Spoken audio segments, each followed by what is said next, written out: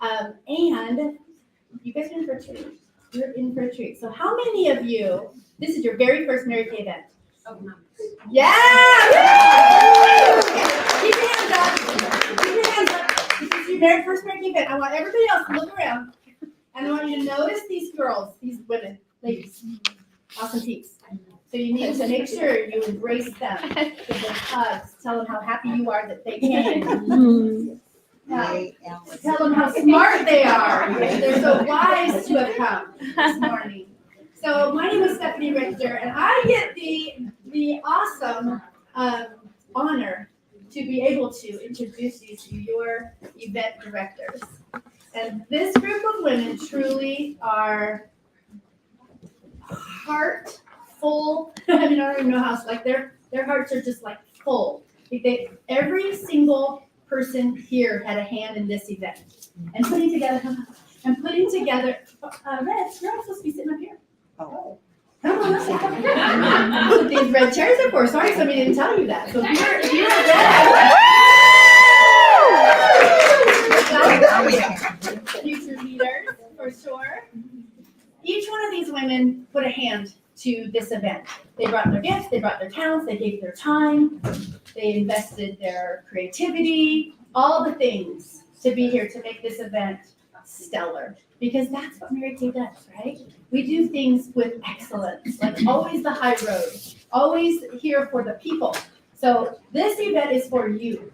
This event is for you to take this Mary Kay opportunity and run with it in 2023.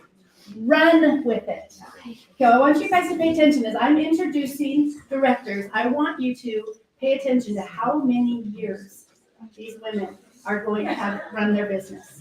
So if somebody wants to grab, who's the numbers girl in the room? In consultants, who's the numbers? Yeah, can you grab your calculator? And I want you to add up as I say how many years each one of these gals runs their business. And let's see how many thousands of years. There'll be hundreds for sure.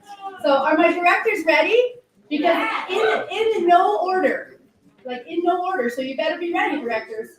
All right, you don't look ready. Some of you don't look ready. If I call your name, I want you to be ready. Ready, all right. Okay, they're all ready. So I could actually start, if I would have looked ahead, I could have started with the person who's been in Mary Kay the least amount. What's happening? Is everything okay? No, I know that. I know I called you all up. You know what? You got a 10. Okay, I will make you. All right, are you guys all good over there? Do you need help with anything? You're all good? Okay, you're all good? Okay, just want to make sure. All right, my friends, are you guys ready? Calculator, poised. Okay. All right, here we go.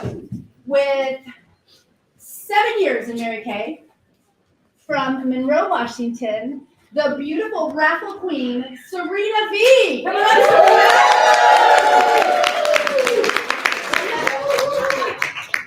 With 24 years in Mary Kay, from the city of Ocean Shores, we're all going to go visit her, Judy Gima.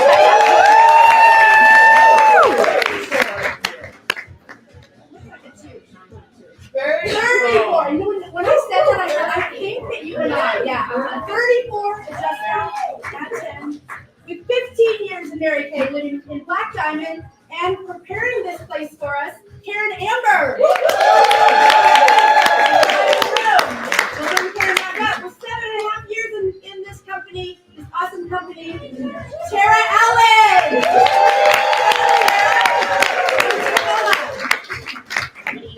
With 17 years from Olala, Vicki Howell. 15 years in Mary Kay, and our newest sales director, who just recently promoted herself to sales director from Kent, Washington, Vivian Bell.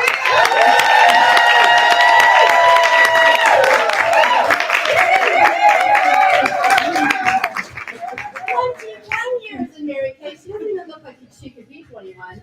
From Sumner, Washington, Kelsey Kimball.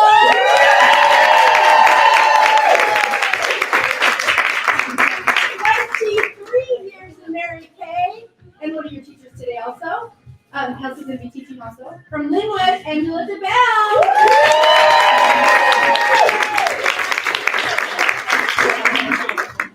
9.5 years. Also a newer-ish director. From Snoqualmie, Joanne Brooks.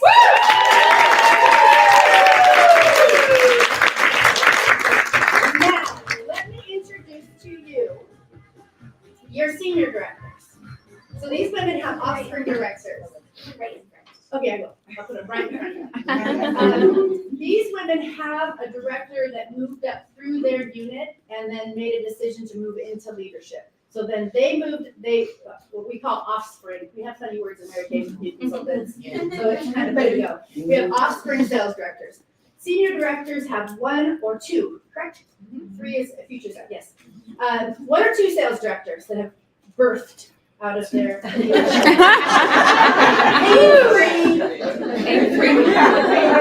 pushing. 15 years in Mary Kay, your first teacher this morning from Snohomish, Washington, Lindsay Christensen.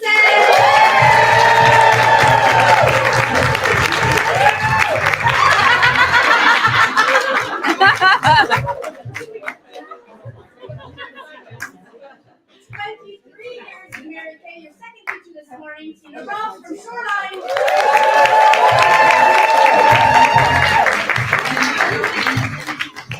23 years in Mary Kay, right here in Auburn, Sarah Godfrey.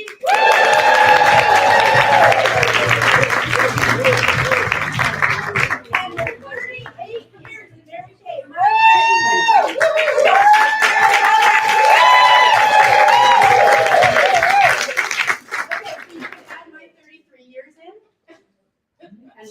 Debbie's. Hang on, Debbie. I'll need you to say it. Like 33 and 23. What are we at? Oh, 33 and 23. I'm 33. Now,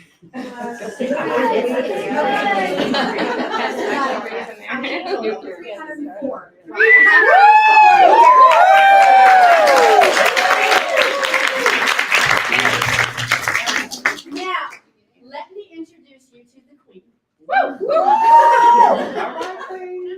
This is how this went down, you guys. I'm on the phone to Debbie Clark, I don't know, 2 months ago or so. I'm asking, could I please invite your newest offspring sales director to speak to my unit? And we get to talking, and she said, yes, of course, and I can invite you, and you said yes, and thank you for that. And we get to talking, and I said, hey, what's happening? What are you going to do? You know, what's going on? She said, oh, not much. I'm like, hey, want to do an event together? Yeah, let's do it. Okay. Yeah, let's do this. We'll do a skin cycling. Okay, that sounds great. I'm thinking that maybe, I'd be open to doing a January Jumpstart. You open to doing a January? Sure. Okay, yeah, let's do it. This birthed from that little conversation. And Debbie, it's been such a joy. We've had so much fun, so many giggles, so many conversations that are nowhere to be found anymore because I've discovered how Debbie communicates now. People go, and then they're gone somewhere. So they're not used against us in any way, shape, or form. But each one of us never wants to go into politics and have everything be fair. It won't be happening. So please welcome from, where are you from? Hold on. From Kent, Washington, beautiful, awesome Debbie.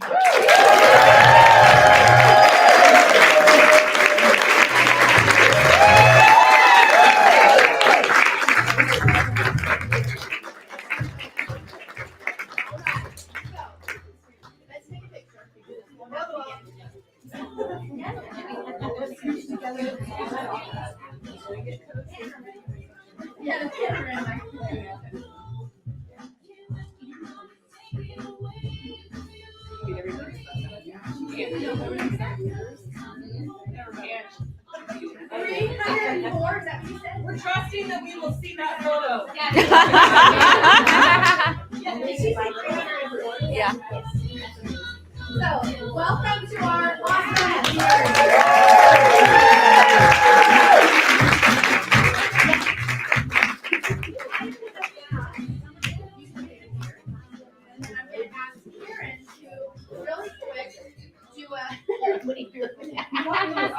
That's all right. The batteries went everywhere.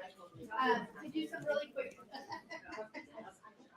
Welcome, everybody. Is that too loud? No. Okay. Welcome to the Dream Center. And I have to tell you, this is the first event back in 2.5 years.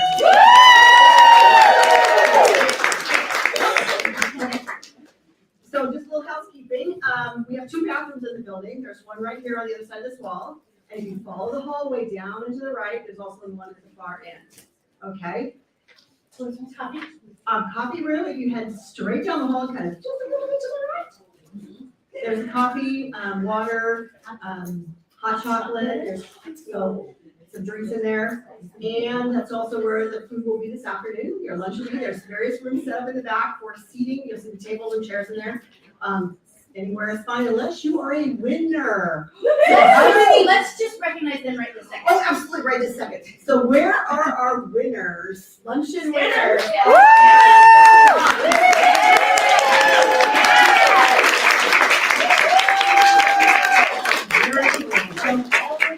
Look around, ladies. All of these ladies added a new team member from December 1st to right now. Right? So if you want to know how to add team members during December, there you go. Those are people to ask. And let's see, we do have a surprise for you next door. I'm just going to tell you it's called Expo.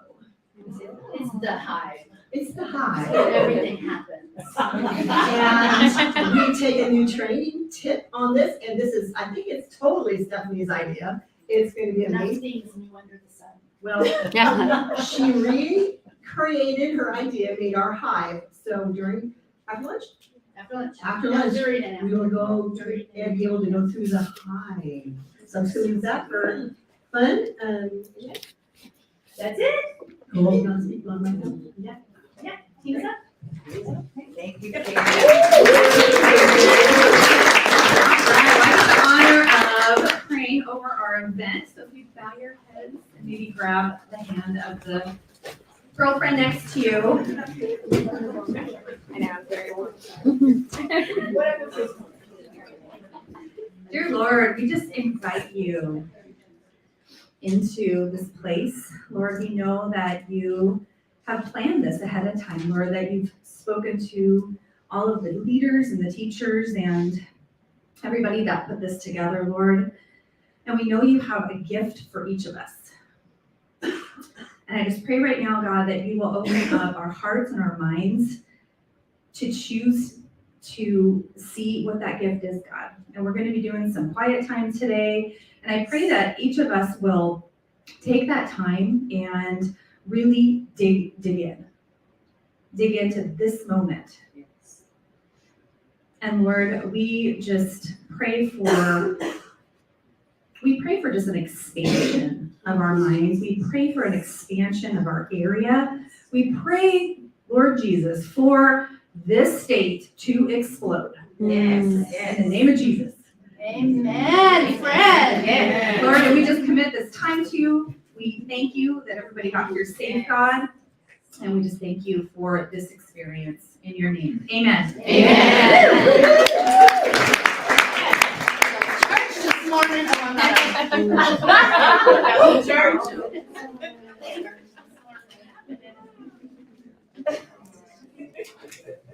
Thinking of others is what sets you apart with your Mary Kay business. As we approach our 60th anniversary, we celebrate being founded on the golden rule, to do unto others as you would have done unto you. That's why at Mary Kay, golden rules. From simple acts of kindness to shifting into a go-get mindset, you can be a shining example of what it means to be golden during the Golden Rules Challenge. When you treat other people the way you would want to be treated, it always feels so good. Make that person the most important person in the room. Make people feel important. Each month during the 2022 to 2023 seminar year that you sell enough products to support personal retail sales of $600 or more in wholesale Section 1 products, you can earn a monthly collection piece from the Golden Rules collection. Establishing a strong customer base and selling $600 or more a month in wholesale Section 1 product can help you become a quarterly star consultant and so much more. I want to leave it. I want to be connected. When you helping people, you get everything. Each piece in the Golden Rules collection is a shining reminder of our treasured philosophy.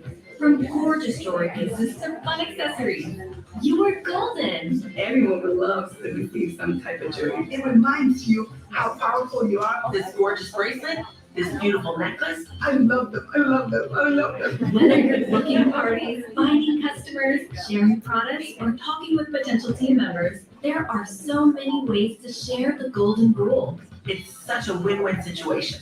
You can turn a party into the gift of confidence for your customers. You can commit to delivering golden rule customer service. Walk a mile in her shoes. Make others feel important. There are so many ways to be golden. Let this founding principle that was so important to Mary Kay Ash be your guiding light. Because at Mary Kay, golden rules.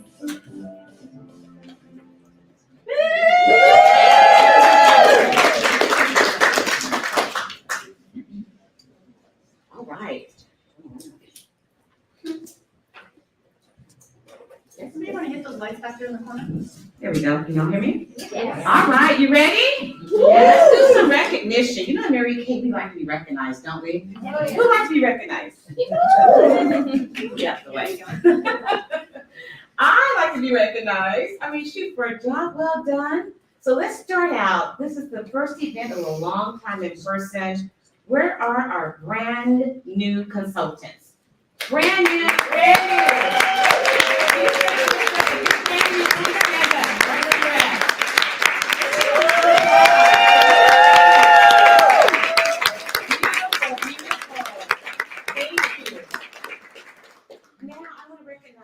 Our star consultants. You know, when I joined Mary Kay, I love winning those prizes. I have about 98 prizes in my house. Some I've eaten, some I spent, you know, some I wear, but it's throughout the whole house, Mary Kay. So a star consultant is a person that's done at least a Sapphire order in the last 3 months. Star consultant ended last quarter. We're our last quarter star consultants. December 15th.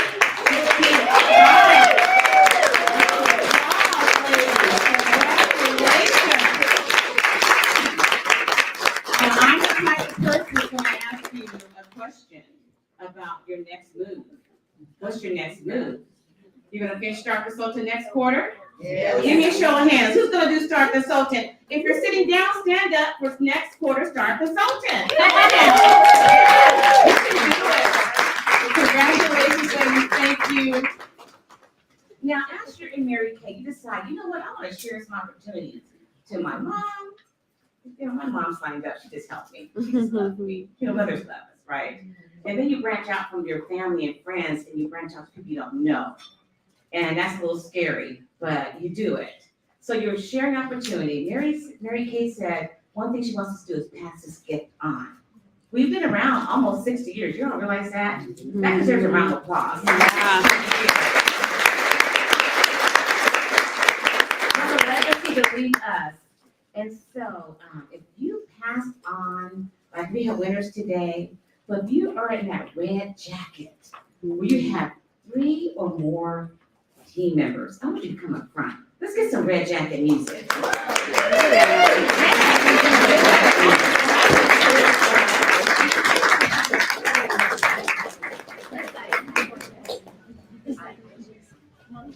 This side. Okay, so I want you to get in order. Star team builder first. Woo, sorry. Star team builders. All star team builders. Anybody have 5 more? Okay, DIQ. Okay, so tell me your name and your next goal for your director is. My name's Katrina Carlisle. My director is Elaine Kruger, but I go to Angela Bell's meetings. She's amazing. And my next move is DIQ.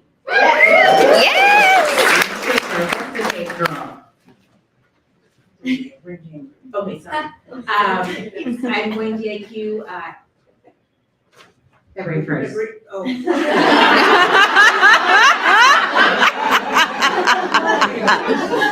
I'm gonna take March 1st. March 1st. Okay, now we do this like this. Let's do a power clap. All right. Thank you. Christy Anderson, I'm the Delta Campus Unit. And next goal is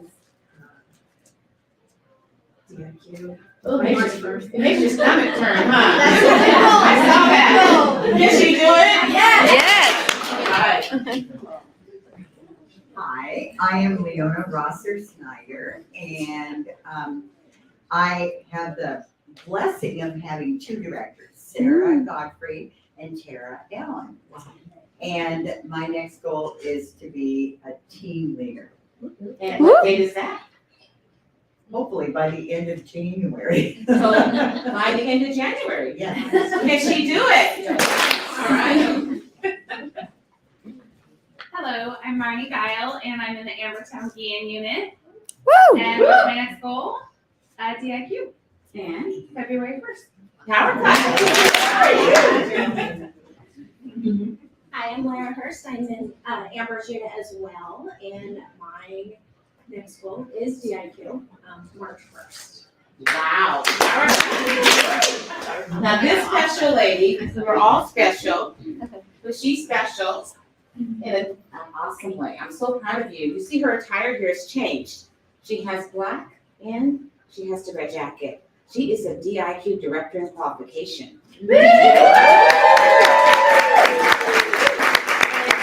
you know the rules have changed? Yeah, see that? So it's not 10 and in, it's 8 and just win, okay? So 8 team members, all you need. So tell us your name, your director, and when you're gonna finish. And are you on target for car? I'm Terry Wilder. My director is Christina Ross. When am I going to finish? March 1st. March March 1st. 1st. Woo! All right. And I was on target for my car. I just missed it in center, so I'm going back. Going back on, Yeah. awesome. Congratulations, I know you're gonna do it. Let's see you go across that semi stage. I'm so proud of you. Power clap. All right, thank you. Let's give all the red jackets a round of applause.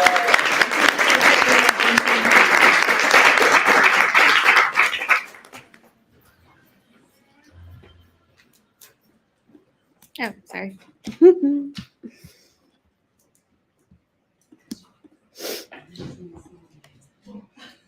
Oh, I'm sorry. Yeah, Is it me? it's John. Oh. Sorry, I moved things. I think y'all should just read my mind. Sorry, Michaela. No, it's okay.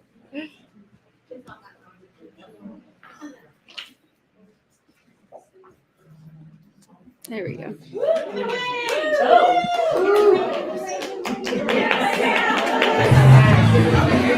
There we go. Yes. Michaela. Mm-hmm. Time for a giveaway. Who feels I know, lucky you today? fill one of these out. If you do not, there will be more, and she can hand you a yellow slip if you did not get one in. All right. But our first winner is Alicia Dirks.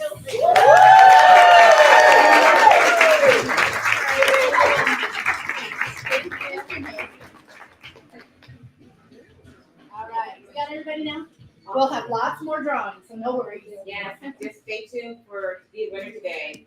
Well, I have the privilege of introducing this amazing, beautiful lady. We had conversation. I just love her.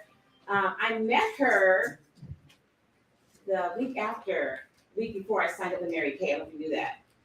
Yeah, you were at the brunch. And that's my first appearance at the Going to Any Mary Kay event. And her words just stuck with me so much. And you have not changed. You know, the Bible says you're the same yesterday, today, and forevermore. Yes, you're the same yesterday, today, and forevermore. So Stephanie Rickman, her accolades. She began her career in February 1990 as a single woman during her first year as a special ed teacher while planning an out-of-state wedding for her husband, Chuck. Okay? She earned her first consulting career car 1 year later. She worked real fast, replaced her yellow Pinto. Remember those Pintos? She was driving at the time. It's a trip of the Pinto, we'll let her tell it. Her incredible unit full of remarkable women have been recognized in top 1% of Mary Kay by achieving unit circle every year with her highest retail sales. Ready for this? Her unit did over 800,000. Round of applause. She's blessed to be a leader with 3 Austrian directors. She was called to participate in Mary Kay's Global Leadership Development Program and earned Mary Kay Peru in September 2017.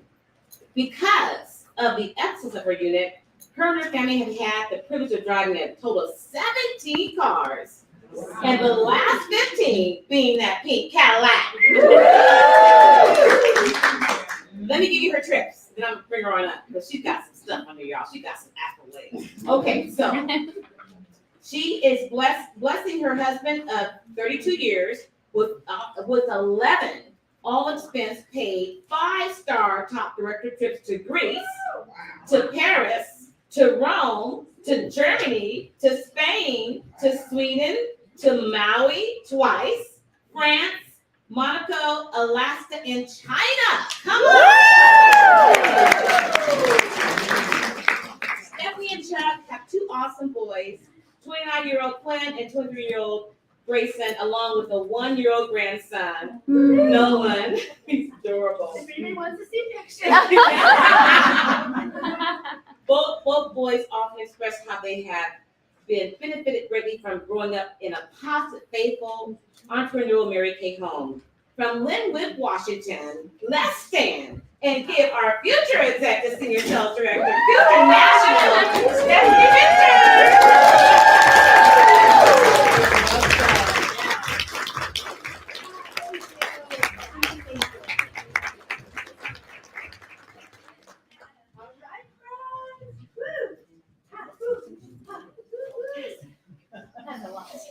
Every time somebody does that and they name off those trips, I'm just like, oh yeah.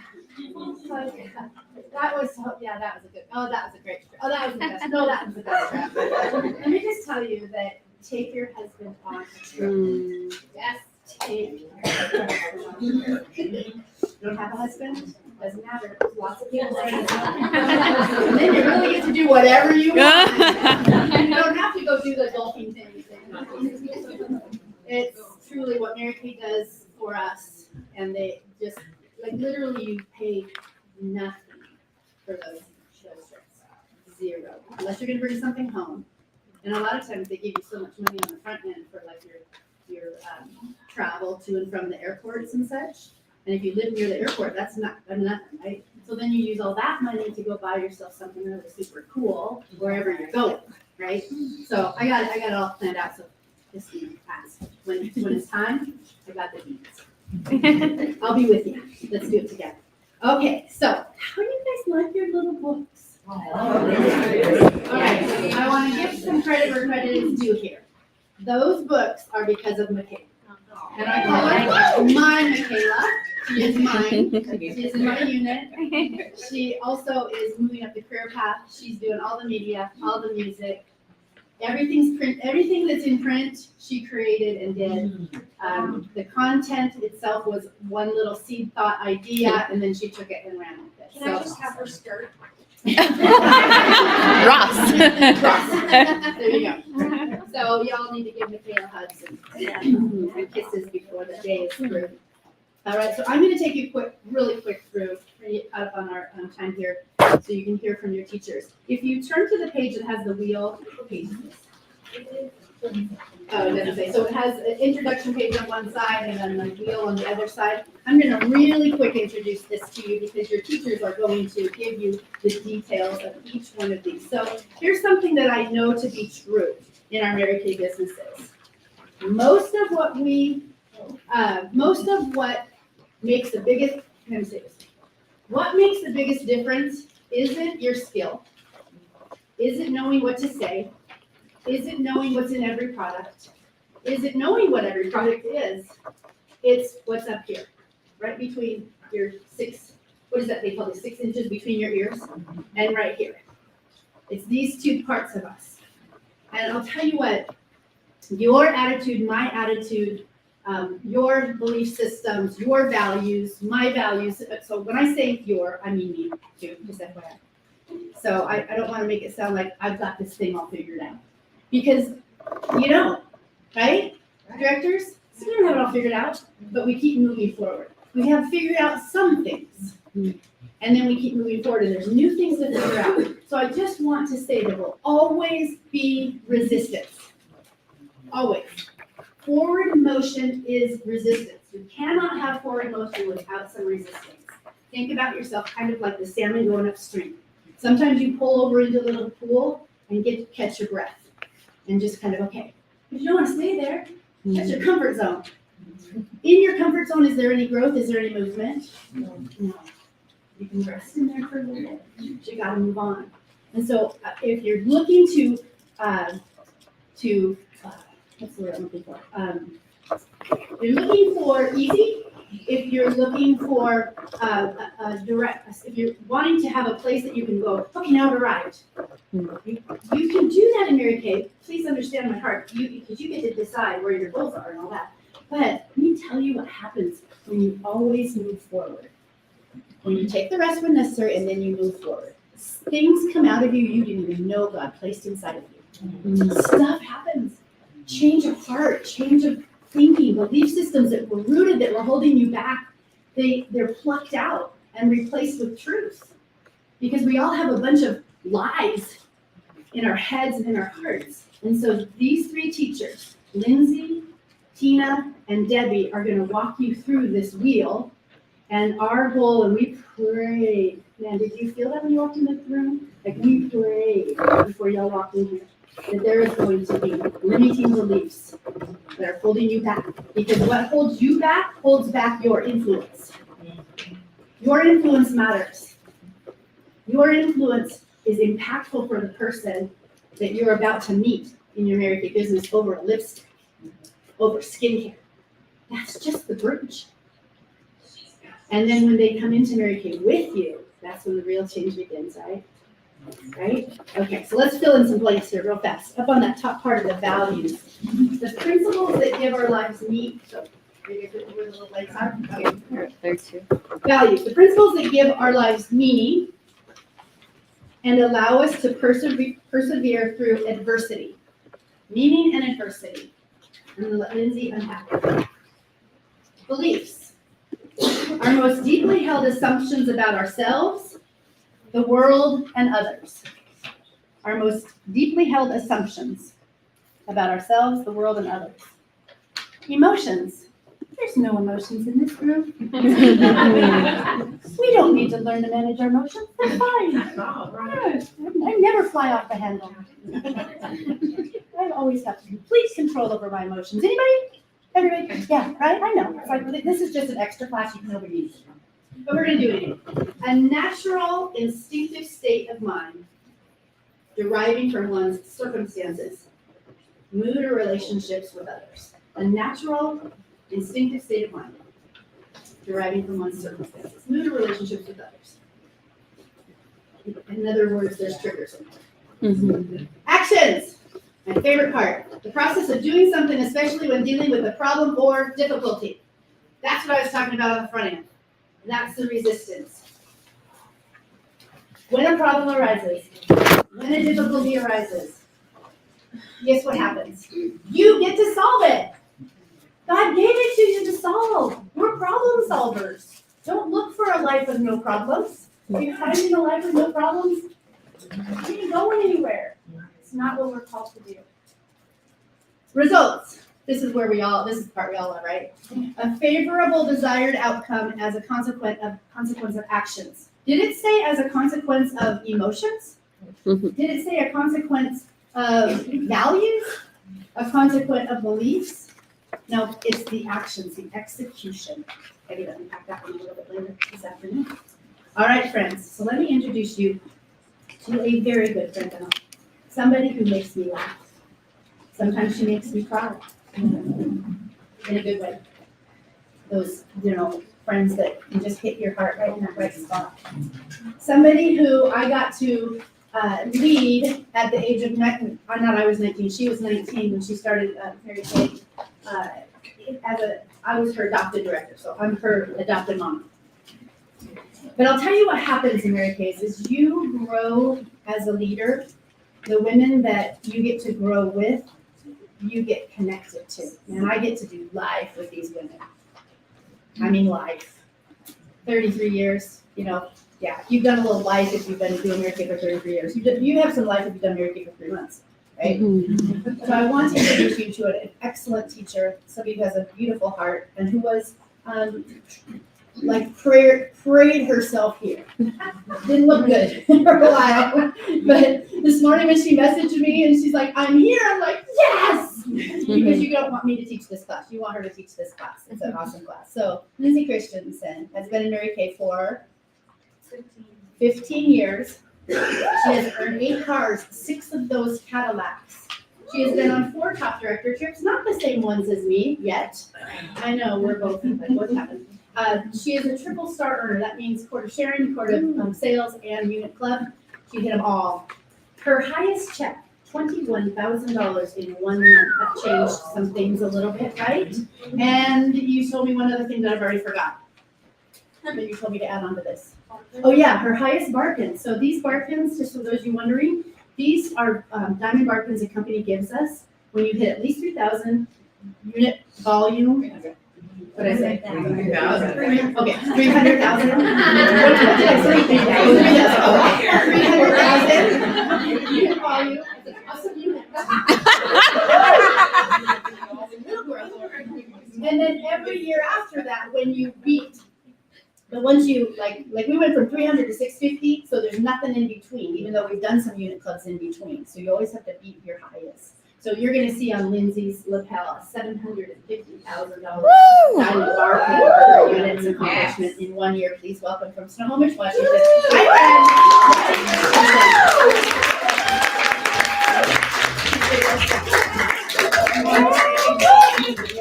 What?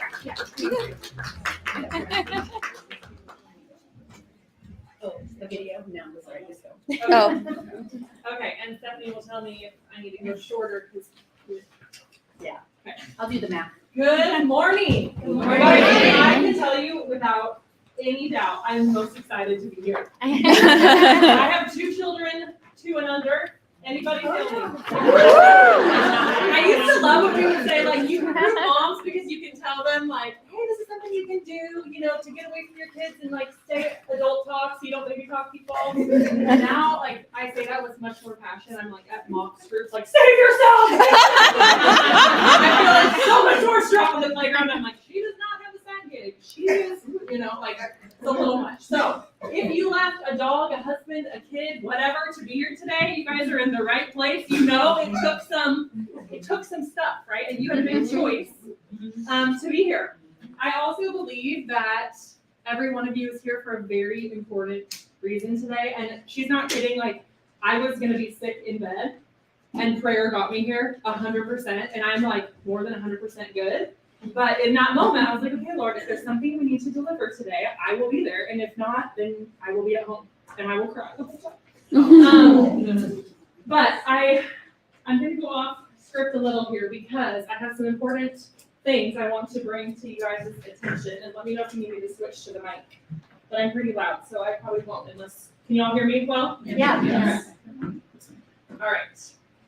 So it has been so long since some of us have been together in person, you guys. And as I was preparing and laying in bed sick, I was just thinking, man, how many women are feeling like they are not enough?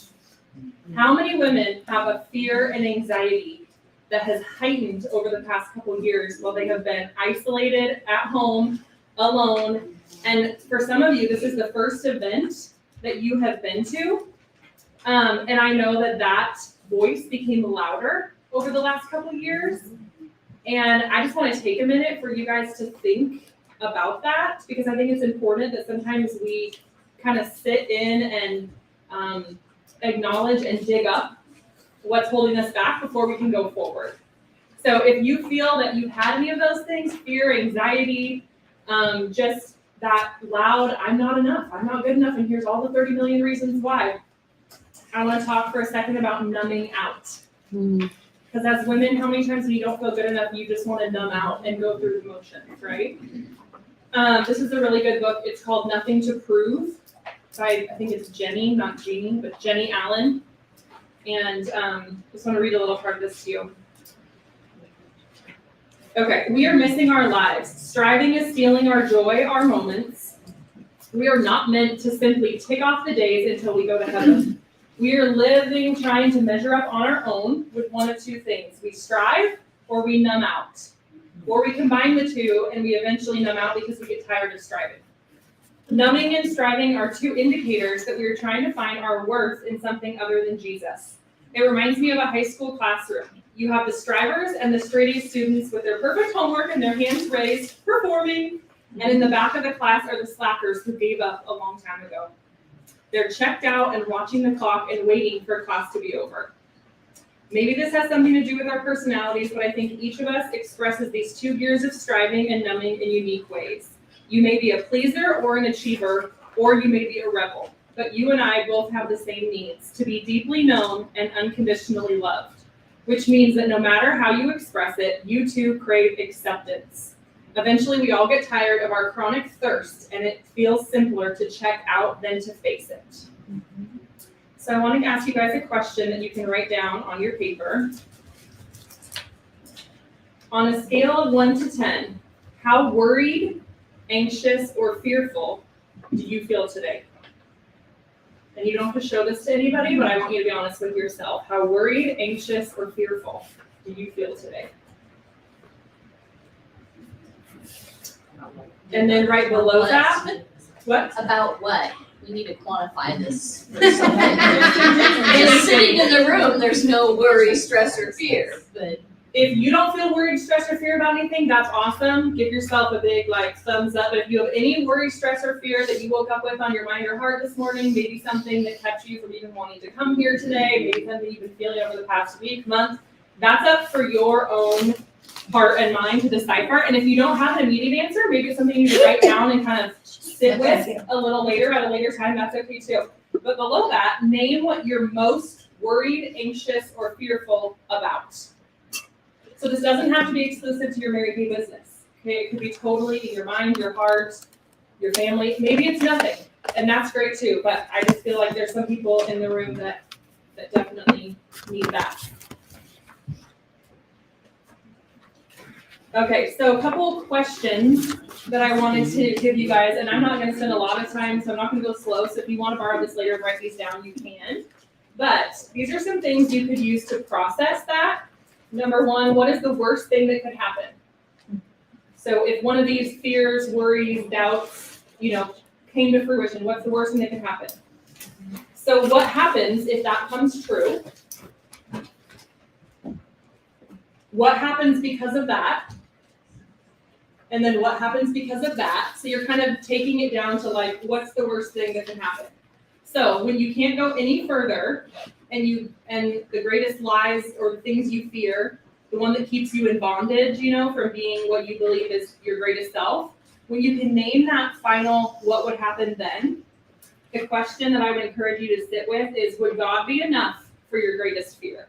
Would God be enough for your greatest fear?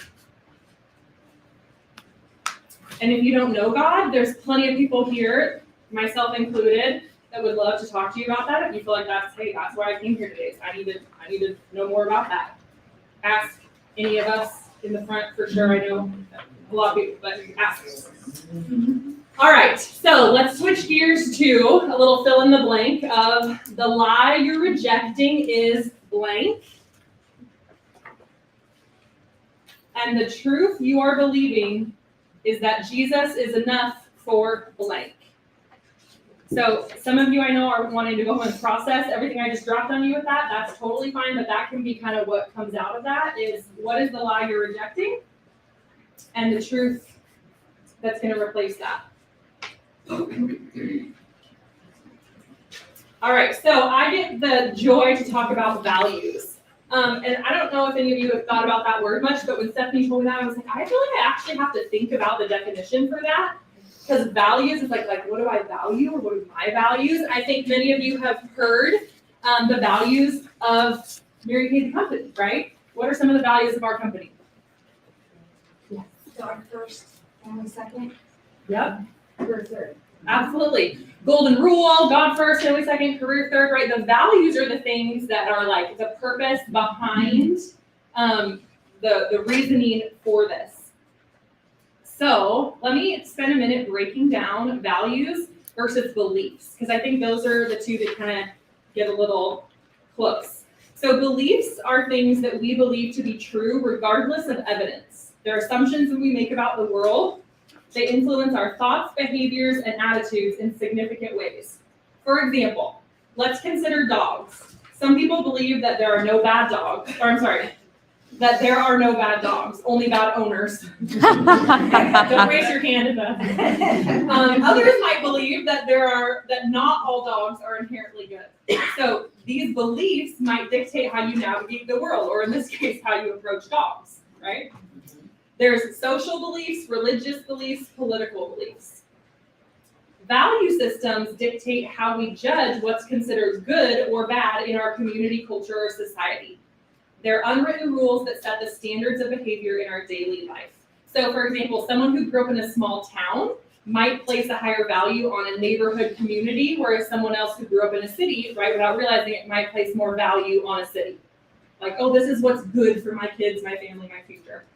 So we learn values through a combination of background, experience, our sense of self, and oftentimes your religious values will dictate a lot of that if you grew up in a religious home, because that might have been the top one, so it kind of encompassed a lot of those others.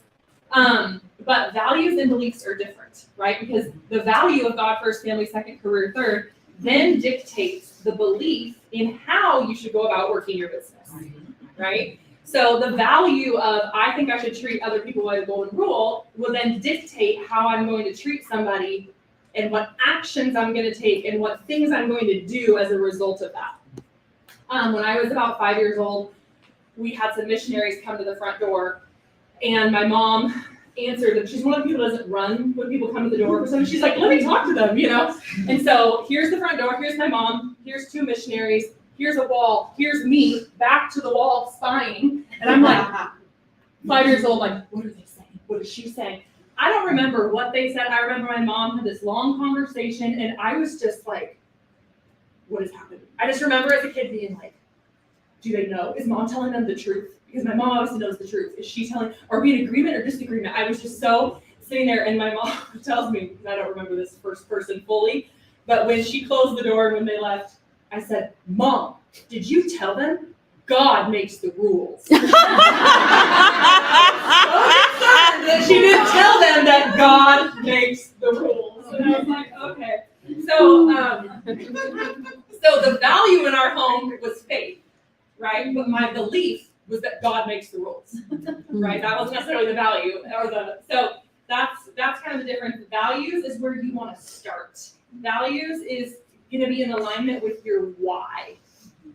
Everything else is going to flow from that. So we often acquire our beliefs and values through our culture's reward and punishment system. So even in society, and I know all of you have experienced this in the last couple of years, based on society's values, we're either praised or ostracized when we align or don't align with that. And that can be an easy trap to fall into, right? Especially when everything is polarized and we're trying to be pinned against each other and fear is the driving force, right? We become, and your values get a little muddy because now we're trying to fit in and be okay and not, live how other people don't want us to or want us to. So what's considered good can get really muddy in those times when we're looking to an outward source to approve of our values, because it then changes our values and they're no longer even our values, they're someone else's that they put on us, and now we're feeling lost because we're just confused. It's not congruent. Right, Steph? Her favorite word. So my daughter Presley is 2. And so we got her a star chart because I could tell she was becoming a leader very quickly. And so I got her a little star chart, and it's like 5 stars, you Velcro on, and then we get her write in what her prize is that she's working towards at the end. And who knew the things that 2-year-olds could say, right? Like earlier Stephanie was saying our emotions are all under control. I'm like, no, friend, no, I'm a 2-year-old. I need the emotions class. And you catch yourself like, stop yelling! And you're like, something's wrong with me. Like, I need therapy is what I need. Like, people say marriage defines you. I'm pretty sure it's the 2-year-old. So it was one of those mornings where and I pride myself on being a very intentional parent. motherhood is one of my values. Like, this is my job. I will raise these children to be future leaders. And so it's like all the things that happened that day. Moms, I know you know, right? And it's like the heat is rising and you're just at that tipping point where every minute you're like, Jesus, take the wheel or take the whole house. I just take it all. Take me now. And it was like that tension. And I have a baby and she's fussing and needs this. And Presley's eating homemade tomato basil soup that I slaved on for her. And I'm like, there's no sugar in that. You ate that. You guys know you're here for my therapy today. So we're sitting there and she has this spoon and I'm like, you need a bib? No, I don't want it. I'm like, I don't care what you want. I'm your mom. You know, I have $1 million, man. And so I didn't say that. That was in my head. I was like, honey, sometimes we do things we don't want to do. Okay? And so she takes this spoon of tomato basil and somehow it flings, and the tomato basil goes zing across, and I was like, I know. Am I really a Christian? And I'm like in this moment about to just unleash the wrath, right? Like, there was going to be no Jesus left in me after this moment. And I turn to her and she goes, Mom, let's all take a deep breath. We're on the same team. And I was like, exactly. What have you been watching on TV? And I was laughing so hard and it completely dispelled. I was like, okay, fine, no spanking. That was funny. We're all on the same team. So in my house, we'll just say that obedience is definitely one of our values, but clearly we believe a little differently about how that goes about. My 2-year-old is not quite on board yet. So her obedience is very fluid with her. It's like feelings are obedient. No, that's not actually, I am obeying. I'm like, well, actually you're not. Right? So, but our beliefs and values really can be acquired through our childhood. Right? And for some of you, that was a positive situation. Some of you, that was the hardest thing that dictates everything else in your life because everything was tumultuous and everything was stressful and it was not a healthy, safe environment. So we may need to choose another path sometimes than what we were modeled in order to accomplish our beliefs.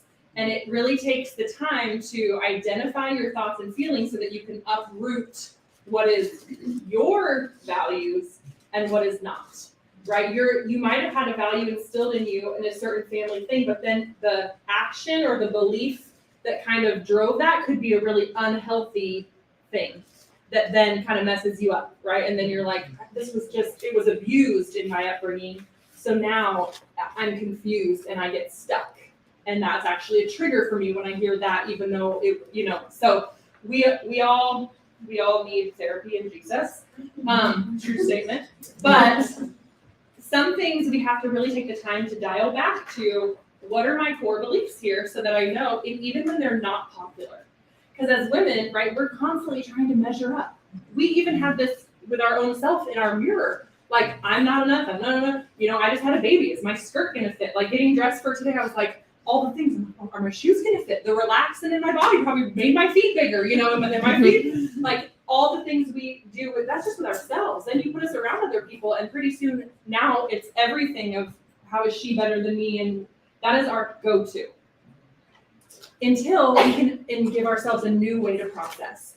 Okay, so I've talked about this before at a couple events, but I was taught early on in my Mary Kay business, inclusive versus exclusive sorting, okay? Exclusive sorting is, well, of course, Michaela can show up looking this cute and have kids. Why can't I do that? Well, of course she did that because she has red hair and I don't. Well, she's this, it's all the things that she is that I'm not. That's exclusive sorting. Inclusive sorting is when we see something and go, okay, I really admire her. She's so pretty and put together. You know what? If she has red hair, like I could rock red hair, right? Or, okay, if she can do that, I can too because she's a mom. I'm also a mom. Or she overcame this obstacle, so if she could do it, I could do it, right? So if she deals with fear and anxiety, and she can still do that, it's finding the commonality. Because she can, I can too, not because, well, obviously she could, I couldn't. That is so important as women and in a women-driven business because this is the most incredible, positive, powerful group of women you could ever put yourselves around. But how many of us walk in with fear of judgment or nervousness? What are they going to think of me because I performed, I haven't performed, I was in this color suit, now I'm in this color suit, or I didn't, and it's all in our own heads because let me tell you, ladies, everyone else is thinking about themselves, not about you. That is one of the best things you can remind yourself of is people are too busy thinking about themselves. And so if you can stop and think about somebody else, you will make her day. So today, practice. When you see someone, what do you see in her that you can affirm, that you can ask about, that you can notice?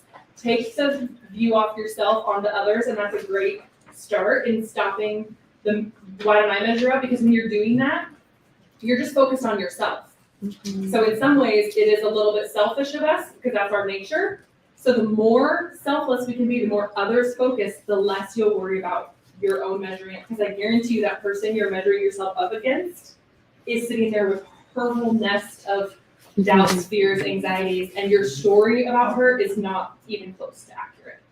I bet if you walked over to her and said, so what's your story? You hear about some pain, some challenges, some frustration, some tears, some things in her life that you would never know, that you would all of a sudden want to be her best friend because you'd be like, oh, we're the same. So here's an example of a value that would not be praised by society, but would still be aligned with your value. So my parents chose to homeschool us when we were little, and this was before it was cool, you guys. Like, people used to ask me, do you sew your own denim jumpers? I'm like, no. But you're homeschooled, but you're so normal. I'm like, well, you're not for saying that. It was back when it wasn't cool. Like, we went to the library and reader circles, and people were like, oh, you do. So it was that time. So my parents got so much flack for homeschooling us. Like, you're going to homeschool 5 kids, they're going to be behind, they're never going to hit the standard of testing, all the things. But my parents were already aligned on their values of what they wanted for their children and their family. So that didn't shake them at all. If they thought it once in a while, like, well, that wasn't nice, right, on a bad day. But it didn't make them change their decision because they were so clear on their value that they weren't going to change their choice. Okay? So how often do we have a little lack of clarity on our values to where we then are like wavering in our choices? And I think oftentimes Mary Kay gets the blunt of that because it's something that came into our life at a certain time. It's not an absolute. It's a choice we can make that sometimes people don't understand. So sometimes it's the first thing that we're like, well, I guess I should quit Mary Kay because my family doesn't think I made a good choice at my other job. It's like, but they don't tell you to leave the toxic environment or the person, like, don't be started. But you guys get it. Okay, so what we're going to do is flip to the page in your workbook that looks like that. I know some of you are super close to me. There's a list of values and then yes, you guys got it. It's a little values assessment. So your values are really going to give your life meaning and allow you to persevere through adversity is what the definition here is. So how many of you could use a little ability to persevere through adversity? Anybody ever experienced adversity? It's an old wooden ship. What is that, adversity? If you didn't get that, I don't know what to tell you. You need to watch more movies. No? I have one friend up here who's laughing with me. Thank you. Okay, so what I recommend for this, first of all, take a deep breath, because those of you who are like, I don't do quizzes well, I never did well in school, like, if you don't finish this completely now, okay, it's okay, no one's gonna judge you. But what we're gonna do really quick, just to get you going, is on the side where it has circle all the values that resonate with you. You don't have to pick favorites, just go down. If they resonate with you, you're like, yes, I like that, I want that in my life. Circle if it's like, nah, could do without, skip it. So circle as many as you need to going down the left-hand side of the paper. Yes. Not what you are necessarily, it's things that you're like, oh yeah, I want that in my life. These are values that are important to me, they resonate with me. Some of you will have a ton, some of you will have a few. Some of you are like, what? Was that supposed to be a value I've considered in my life? Yeah. Your compassion, what's that?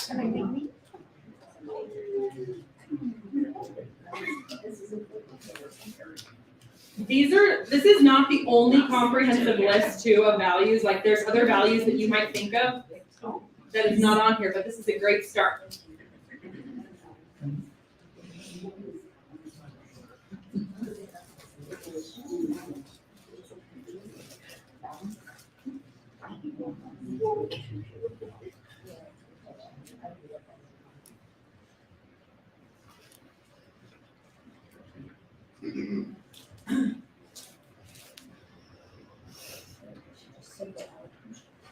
Okay, so once you circle all the ones that you're like, yeah, I like that.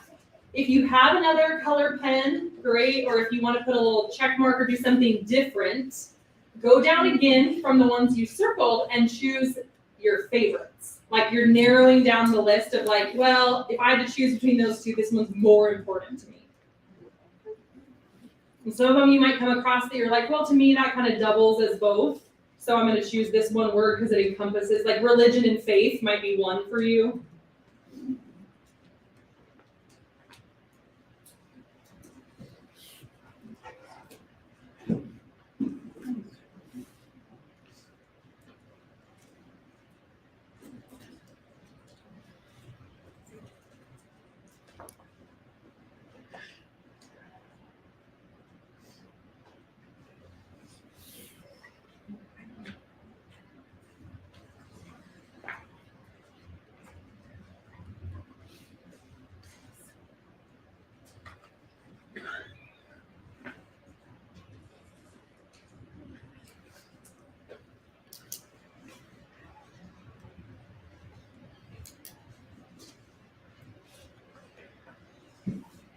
Where are you guys at? Are you still circling the first round, second round?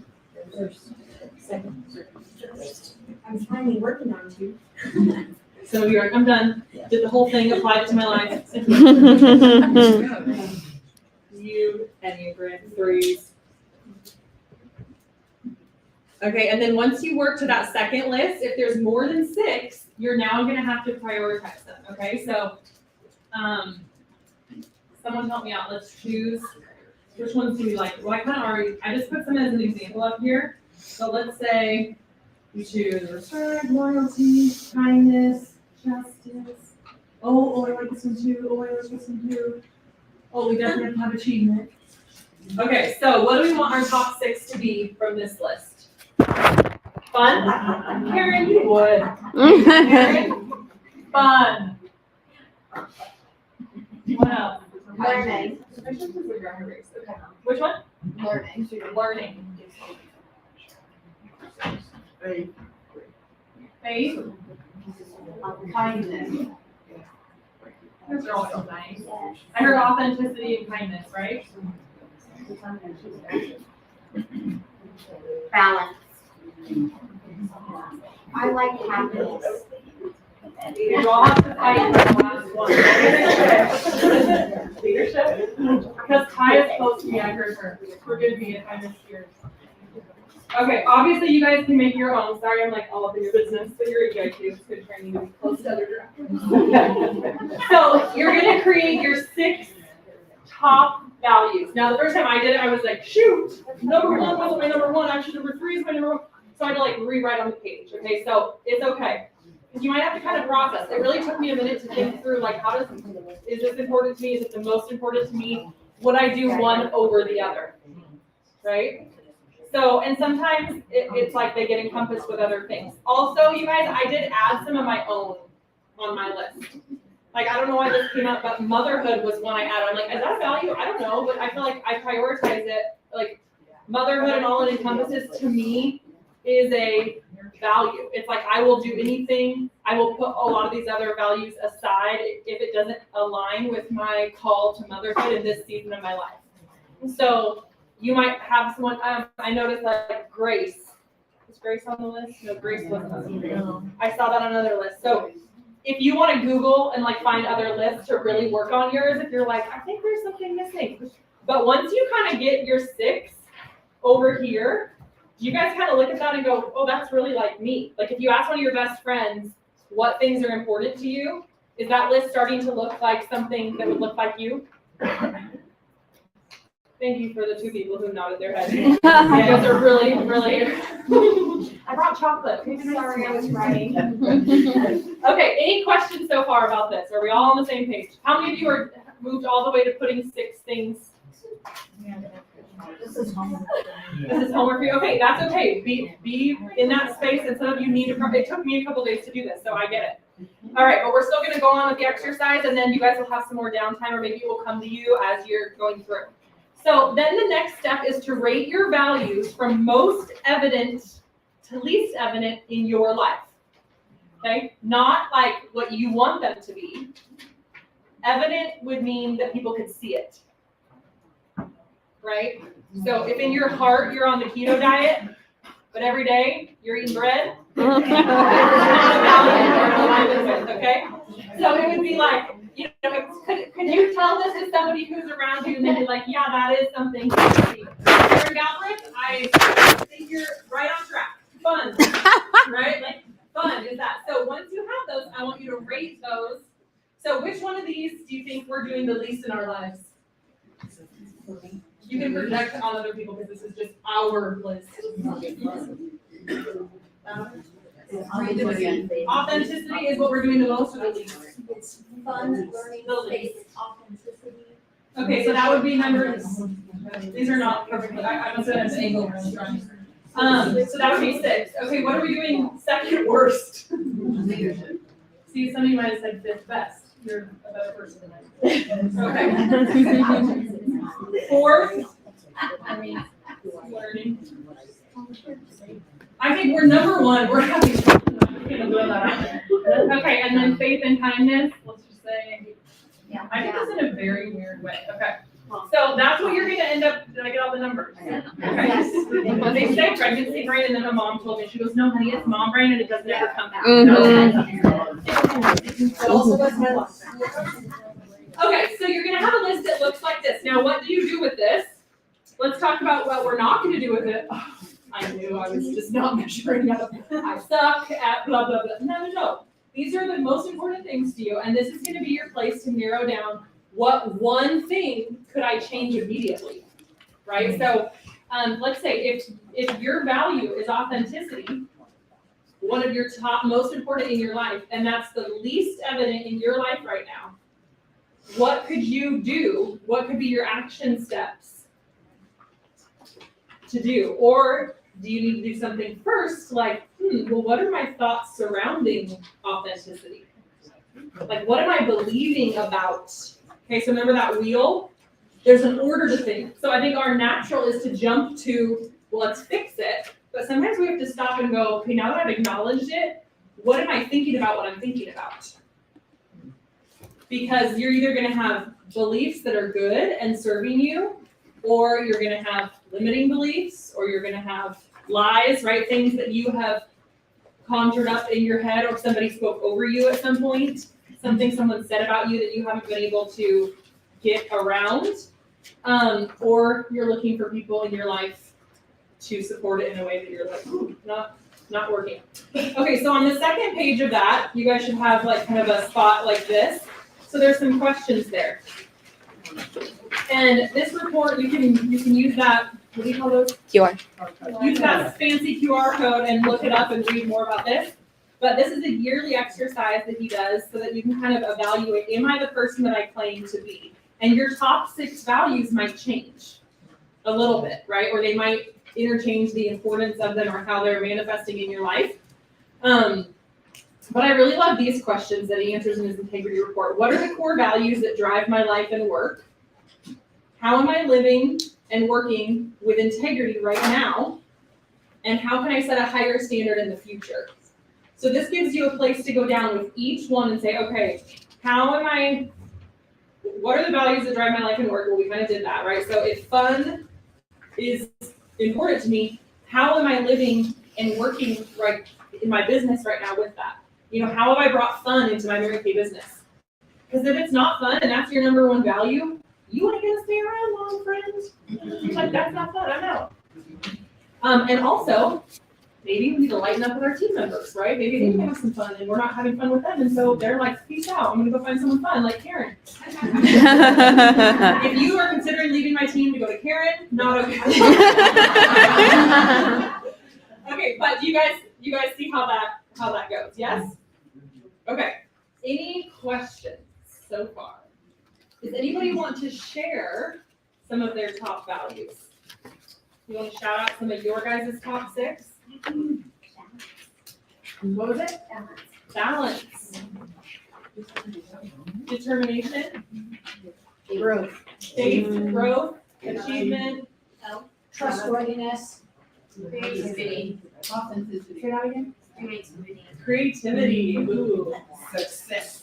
Success, my girl. Service. Love it. Love, oh. Security, I see you. Security. Respect. Does anyone want to share one? And nobody has to, but does anybody feel comfortable sharing one that's on your top 6 that you are living up to the least? That you feel like you already know a way you could improve? Did you guys get the whole question? So your lowest one that you're implementing, but that you already have a solution to in your mind. Does anyone want to stand up and share theirs? Yes. Growth.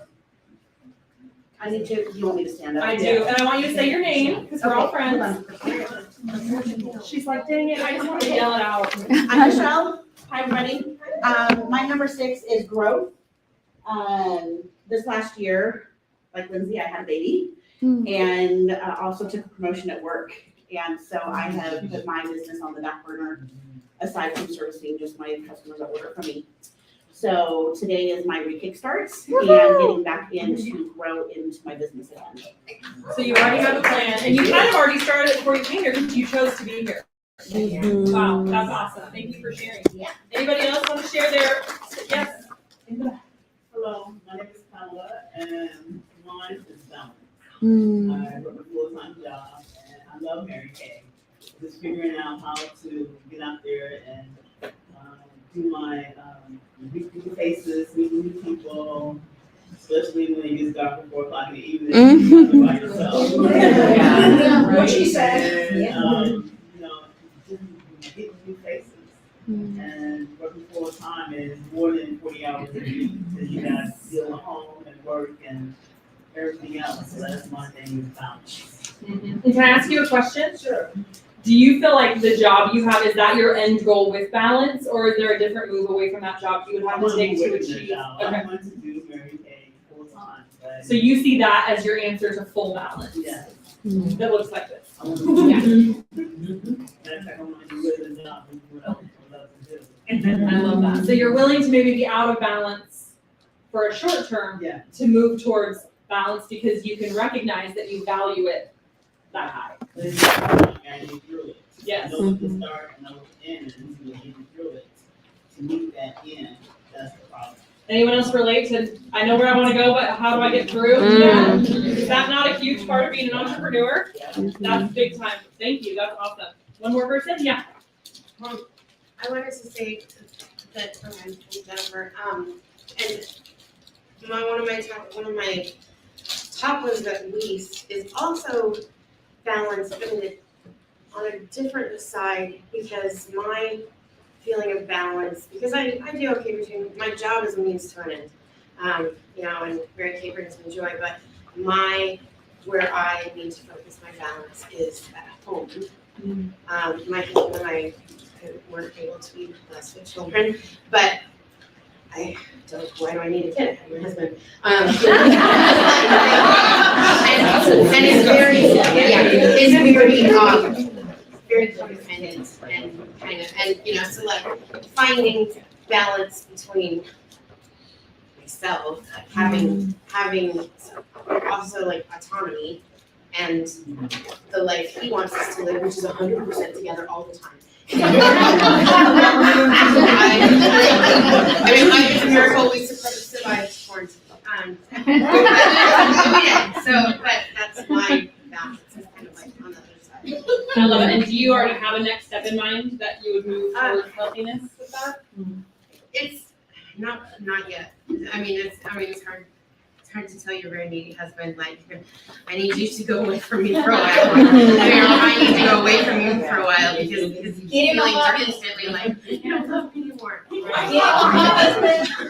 So there's some beliefs that you want to work through and process them. But hey, you've acknowledged it, you've written it down, and now you can say, okay, where is that line between enabling and being healthy or letting someone keep us both unhealthy, right? And you can move towards that step by step. Because it's not like write it down overnight, wave the wand, woo, we're good. Like this is a process, right? We're all in process. Yes. Can I offer a suggestion? Take him to an event. Like if you get him to seminar or something like that, so he can see the big picture, and then he'll put your butt at the door. Be like, go to work, go to work. That's if you can get them to go to one. Get a puppy, then you have to get up and go out in the house. And walk out. Okay, so you guys, may I make another suggestion that you are in a room full of people who have the same list? You probably can find someone who has walked further on the path of that thing. So when you're at lunch, why not ask, hey, do you want to share what your strengths and weaknesses are so that I can maybe learn from you? Because sometimes you don't realize the girl sitting next to you is like, oh, that was my weakness last year, and I just walked through that, right? And that's what I'm moving through. What I want to leave you guys with is how incredible the Mary Kay opportunity that you have in front of you is. The power of this community and coming together in person is far beyond just a Mary Kay business. We're talking, some of you getting here today is going to be a turning point in how you feel about yourself, how you feel about others. It's exactly what you need to jump back into your business at the level you want, because sometimes we just are kept apart and alone and in isolation, even in our heads, for too long, and the enemy knows that. So don't be fooled that when you feel nervous to go somewhere, you better go. Yes. There are women here today who chose not to come, and they made the choice because they believed something, and there's people with practical reasons too, but you guys know what I'm talking about. You've all experienced this when you're like, I know I'm supposed to be somewhere, I don't want to, I'm nervous, I have social anxiety that's escalated since COVID, I'm in fear of leaving, whatever it is. The power of community is so strong, you guys. Women supporting women, a hug, an eye-to-eye connection, being reminded of why you started, being reminded that there's other people who don't have this, who are suffering, who need community, they need positivity, they need a place to even learn the skills. Do you realize people don't have a place to learn these skills? They don't get taught how to change your mindset, how to change your beliefs. We're not teaching you right now how to sell lipstick. You all know that. Put it on and go, do you like this? Do you want some? That's like easy, right? Same way you sell Spanx. Have a baby. Like, you need Spanx. Mary Kay doesn't know yet. But you cannot pay for this. You cannot buy this. You cannot create it. So whatever is in your head that you are teetering on that is enough to try to take you out, be super conscious of what things try to take you out of the game, and be extra as conscious of who you reach out to in that moment. You know, yesterday I texted Stephanie, I was like, are you up for a pep talk? Like, I need you to tell me something about myself. Like, you gotta have people that you can be like, I know this is like, I want to be like, whoa, if I'm sick, woe is me. And then I'm like, no, like, pep talk me, tell me something good, because if this is God's will, it's gonna happen, right? So it's okay to have the feelings. It's okay. God made us to be this whole person with emotions and feelings and discernment. How many of you can look at another woman here today or walk up by her and sense something, right? You're like, is she sad? Is she happy?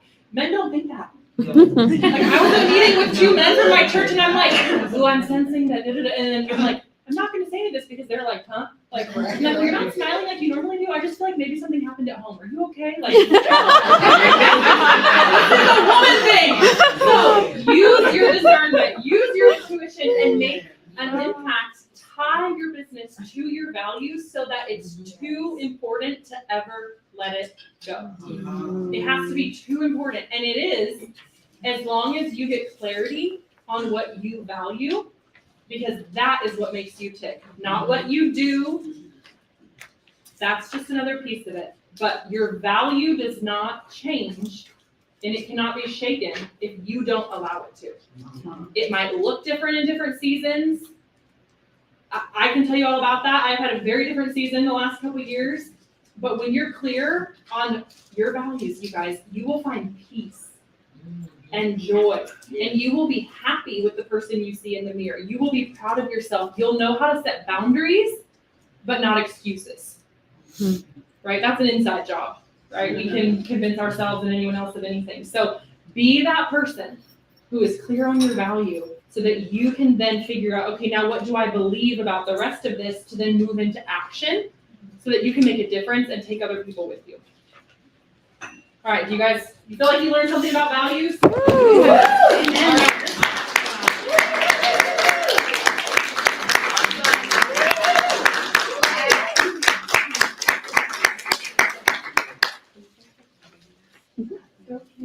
Thank you, Lindsay. Yes. Can you hear me? Yes. Okay, that was awesome. Was that terrific or what?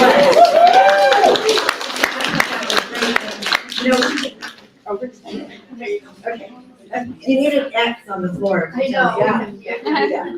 But part of the fun of being in Mary Kay as long as I have is that you get to know people from when they started. Almost everybody in this room, I can say, oh, I knew him when.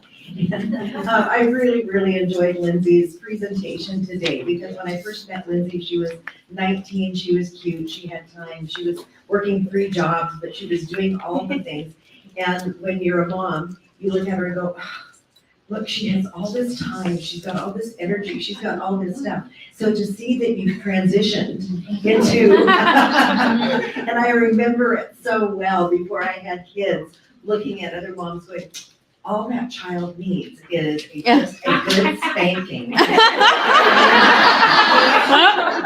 then you have your own, and you learn that, oh boy, do I have to eat a lot of words and a lot of things. So it's wonderful to see your transition and wonderful to see you as a new mom. And I agree with you. I think it's one of the most rewarding things ever, except for having grandkids.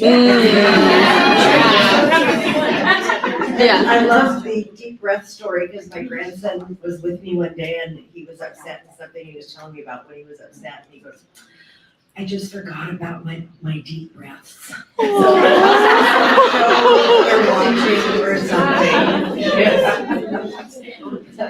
But the other thing that I do want to share with you is, are you guys so excited about this diamond anniversary year?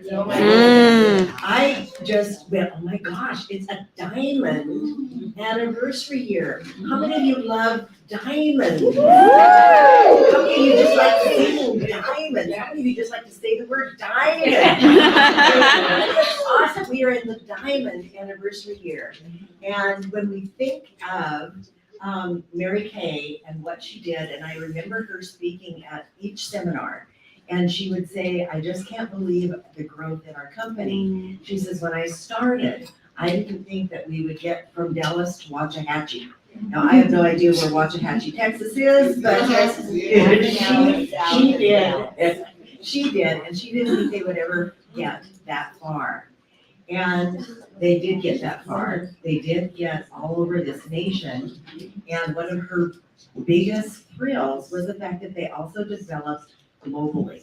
And the fact that we are in many, many different countries is phenomenal. It is incredible that the Mary Kay belief, the Mary Kay values, the Mary Kay principles spread across the entire world. And you almost get teary about it. I mean, it's just really an emotional thing.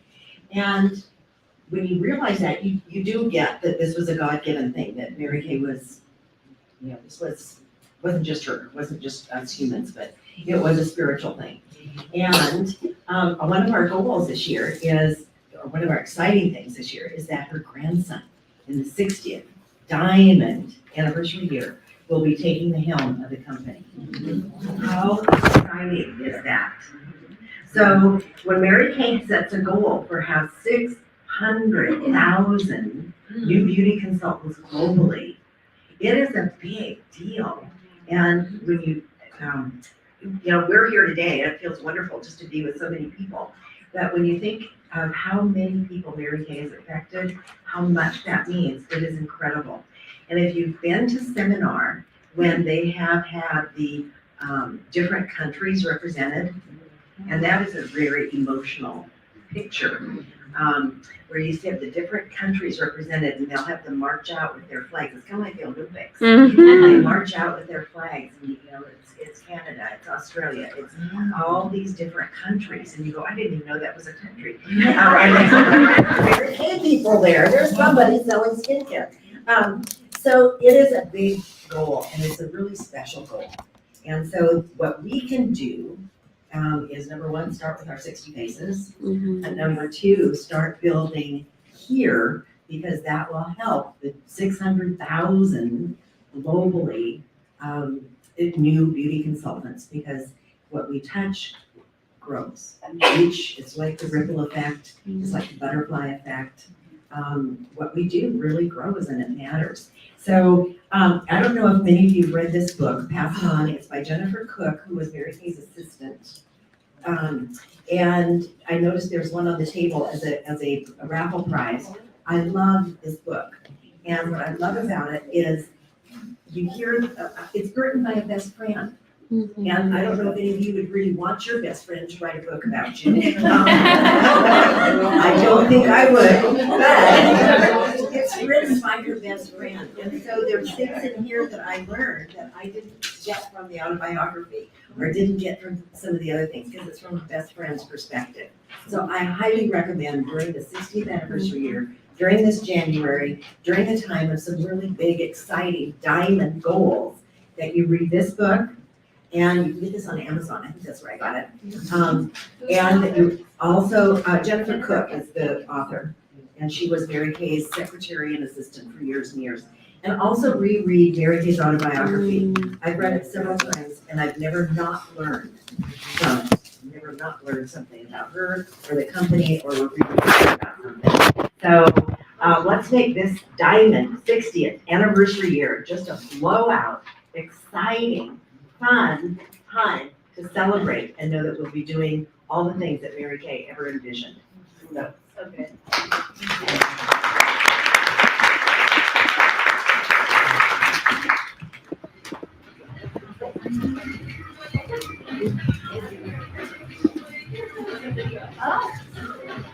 Sit down and let you sit.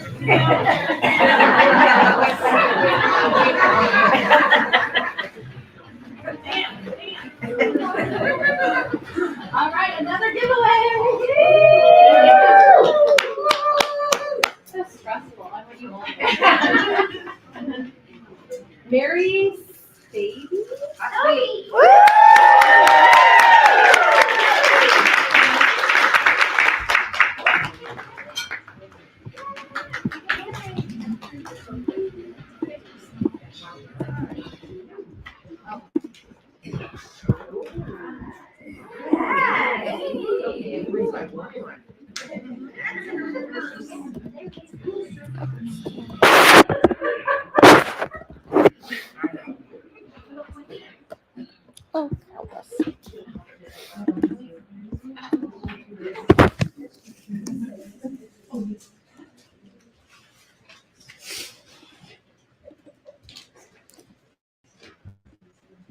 And this is Jen's story, or at least partly Jen's story. Jen is 28, lives in Atlanta, loves a good story, has a fulfilling job, and an excellent buddy. Jen is convinced there has to be a fun and flexible way to enrich my life. What convinced her was hearing Kathy's story. Kathy actually lives in Charlotte, has 2 kids, 1 very active puppy, and a husband who loves to travel but doesn't like hikes. Kathy set up a meeting in the neighboring state because after starting her business, working her business, and growing her business, she was ready to expand her business. Which is kind of like growing up, but more, expansive. Which probably leads you to the question, what business? That's the same question Jen had. So Kathy told her the Mary Kay Ash story, the story of how Kathy built a business that fits into her life. See, Kathy wanted to have flexibility. She wanted time with her family and a fulfilling business. Why not both? Now she gets to sell high-quality products, earning up to 50% on items sold at suggested retail. She has more time for fun with her kids and her husband, doing the things they love. Those are stories. Then Kathy told Jen, "My story is just a continuation of a lot of other stories. Mary Kay Ash's story, the story of the amazing products made to the highest safety and quality standards, and the stories of the millions of women who have come before. Like the woman who first invited Kathy to take a look at starting a Mary Kay business, Christina. Christina's story is very different to Kathy's. While Kathy wanted more time at home, Christina was a full-time nurse who wanted to do everything in her power to assist her community. That meant taking care of her mom, her aunts, and lending a helping hand to anyone in her family that needs it. Christina's story is all about helping her family and her community. And then Christina told her story to Kathy. And Kathy sees the opportunity to build a fun, flexible business that fits her life. She started having meetings, telling the Mary Kay Ash story, telling Christina's story, telling her own story. In her own city, then the city next to her city, then the state next to her state. And eventually she told her story to Jen, who, as we've stated, loves a good story. But she had questions too. What if I don't have the skills I need? That's another thing I love about my Mary Kay business. You may be in business for yourself, but you are never by yourself. And it allows you to be who you want to be. So that's the story. That's the story. That's a good story. Jen loves a good story. I think I said that already. Which is when Jen decided to start her own Mary Kay story. Which is also in part Kathy's story, and Christina's story, and Mary Kay Ash's story. Which leads to the question, what's your story?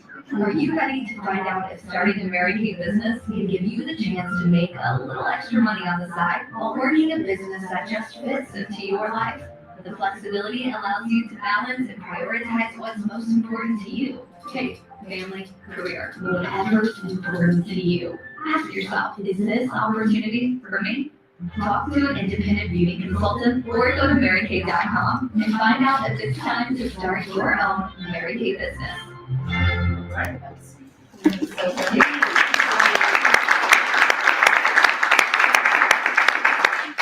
Who's Jen?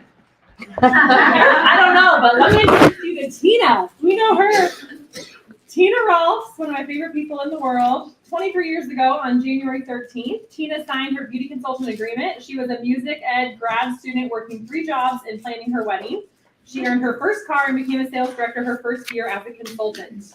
During that time, she got married to Chad and bought their first home in Seattle. Tina had Cooper shortly after, child, not a pet. Was pregnant with Cutter when she won her first pink Cadillac. Oh. Tina and her unit have earned 13 cars, 6 of them pink Cadillacs, and will be picking up lucky number 7 in October. So awesome. She's the most proud of being nominated for the Ruby Go Give Award in November 2019, and this past year being a triple star achiever. She is also proud of her 2 sales directors, Tracy Champion and Joanne Brooks, who's here, Joanne, and soon to be Terry Wilder.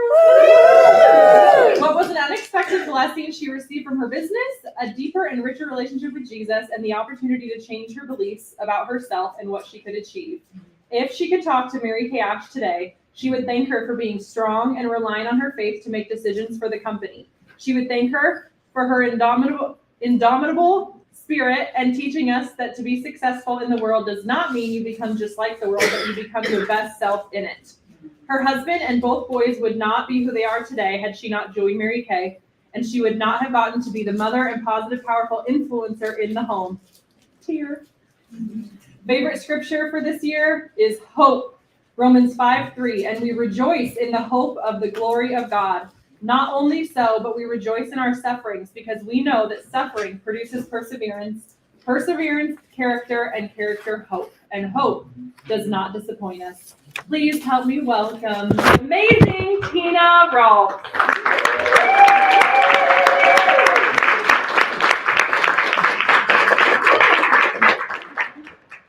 I don't know what that says about you when somebody's reading about you and you're crying. I think probably just, just being super touched by being back, one. And, I'm just knowing that, you know, being a part of an amazing group of women really holds you through tough times, does it not? Yeah. Right, and we're all going through something. And, I'm just thinking about my boys too, they truly, I mean, they've had so many struggles, and, I mean, my oldest son calls me for a coaching call. I would never have done that when I was 19 years old. And that's the biggest, I think one of the biggest blessings is to have your kids trust you, because they know they've heard you years and years and years coach other women and coach themselves, right? So anyway, pretty cool. So thank you, Lindsay, for teaching us about values. That was actually one of the best unpackings that I've gone through with values. So I know that this is probably going to seem like a deep dive for some of you, but it's a chance for you to get quiet, like I kind of prayed about. Like there's going to be a chance for you to go home tonight and really spend some time thinking about this and working on it and getting quiet with yourself, because you know, apparently it kind of, you know, it's our life, is it not? Like, what?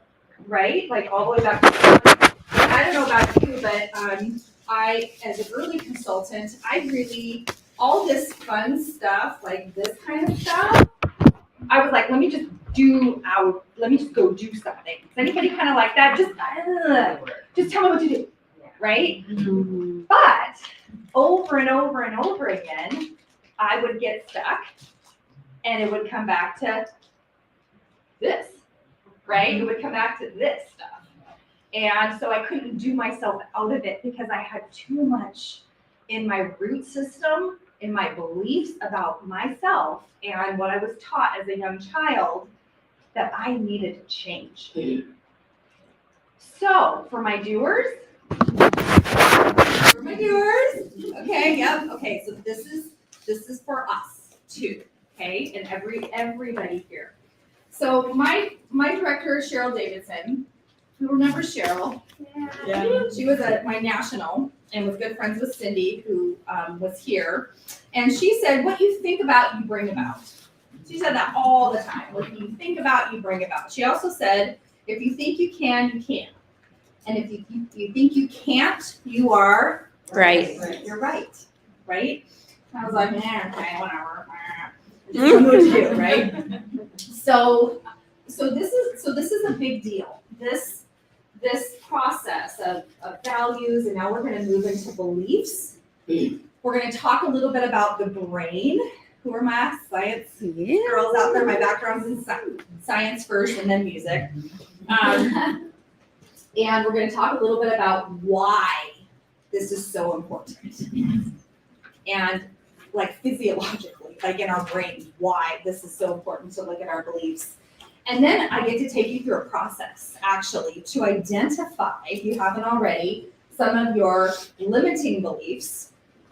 And so we're going to be working with these little circles here a lot.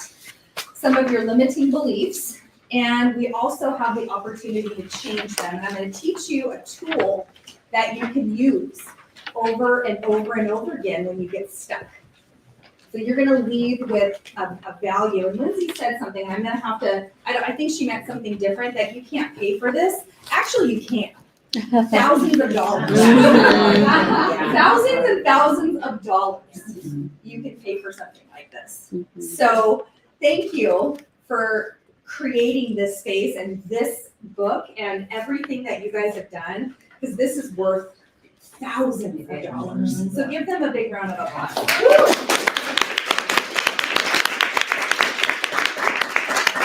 All right, so I'm going to start with a story, and it's not about me. It is about a Cherokee chief and his grandson. And they're sitting around the fire one night looking at the stars, and the grandpa is telling his grandson a story about two wolves. And he said, there are two wolves, and one of the wolves is a good wolf. And he is kind, and there's life and loving and expectant and hopeful and brave. And the other wolf is an evil wolf. And this wolf is full of doubt, criticism, self-loathing, dark, fearful, prideful, angry. And these two wolves are at war. Now, this war is going on in me. This war is going on you, and every other man and woman in our world. And the grandson says, well, Grandpa, which wolf wins? And he says, the wolf we choose to feed. So all of this is a choice. We all have free will.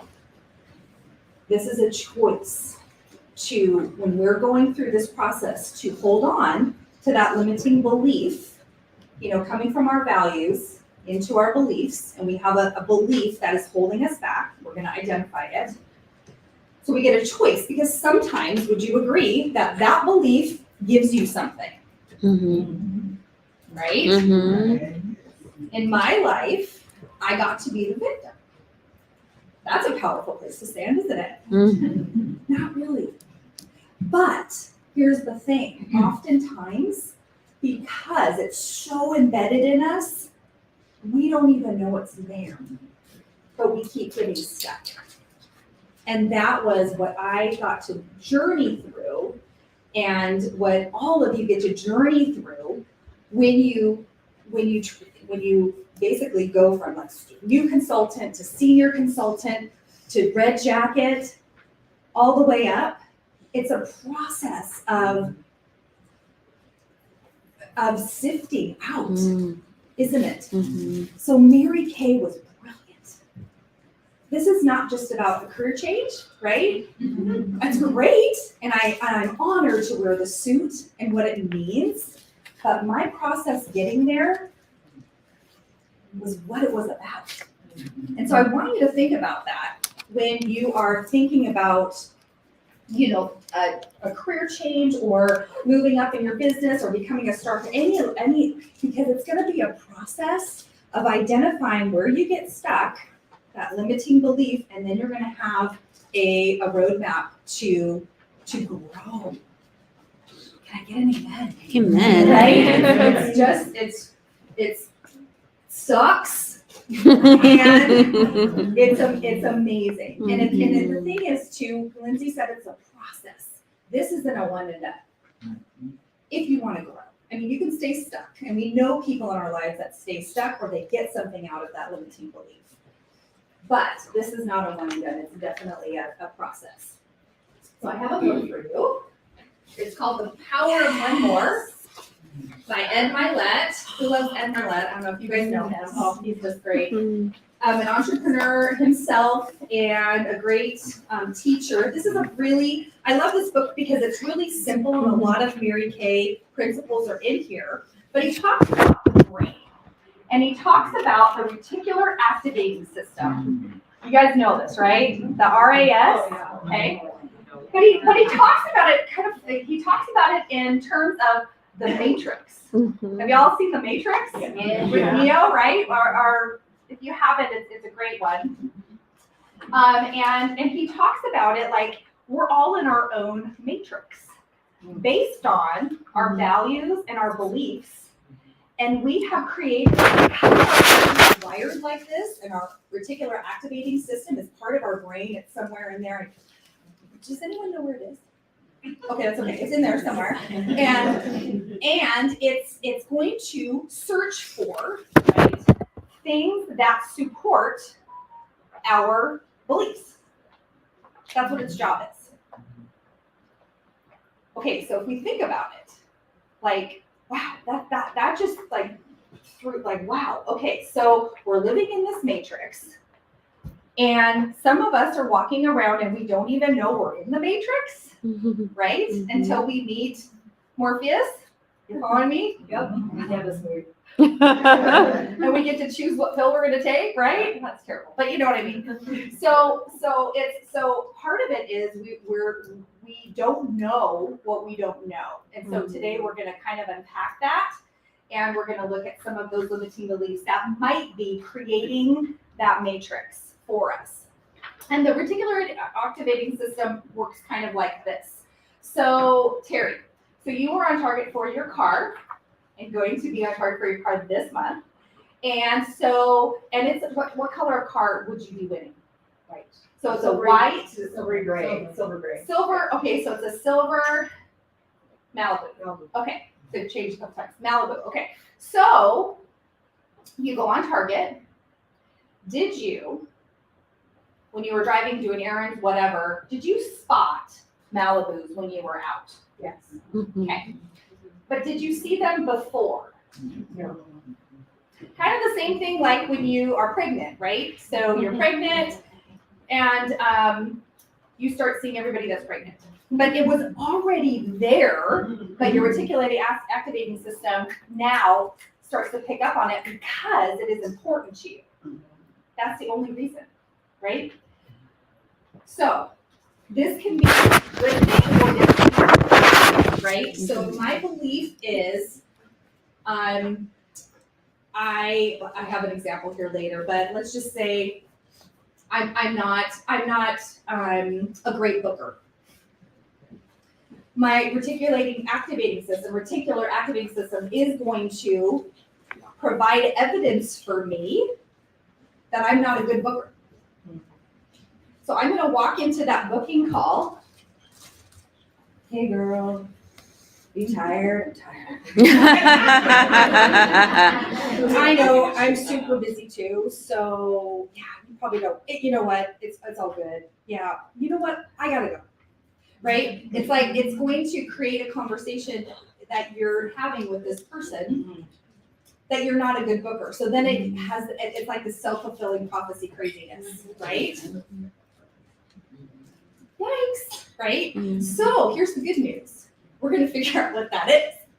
And then we're gonna take you through a process to change that.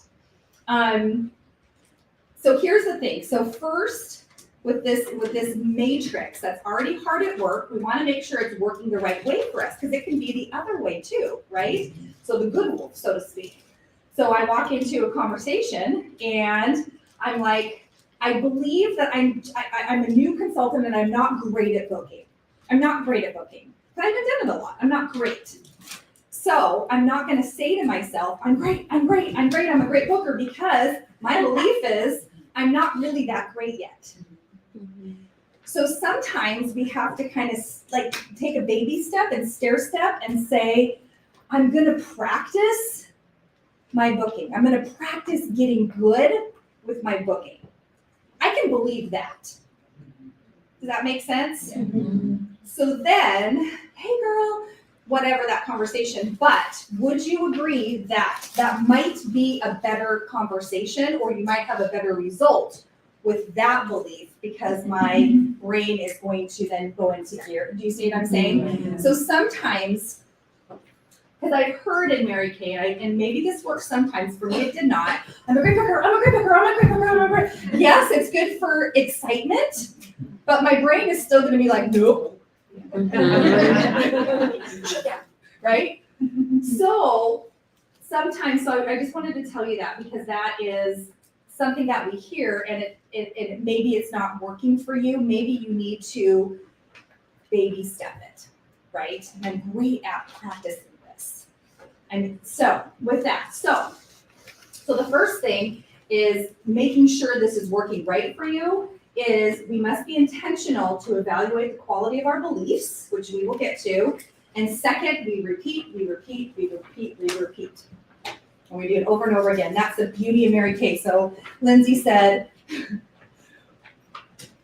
this is the place. Like, have your values be so rock solid that like it would shake your values to leave Mary Kay. Right? So we want our beliefs also to be not limiting, and we're going to work on that. Okay, so we must consciously and continuously fill our matrix, our RAS, with the beliefs, the thoughts that we want. Let your beliefs become so embedded that you're not even aware that they exist. Isn't that cool? They just do.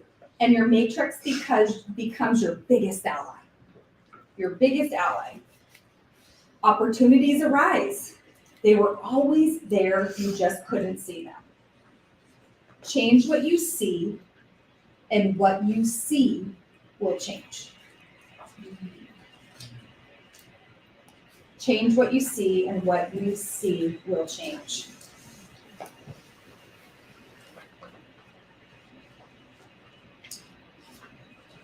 All right, are you ready? Go on this journey with me. The journey. Okay, so in your book here, you have a couple of circles. And I'm going to let you read these because these are some thought-provoking questions and really great stuff here. And you have an extra bubble or an extra circle here that you can go back to, but we're going to be actually working with these two circles. Okay? And so I want you to draw a line like this between the circles. And I'm going to be talking about below the line and above the line. It looks like this. Yeah.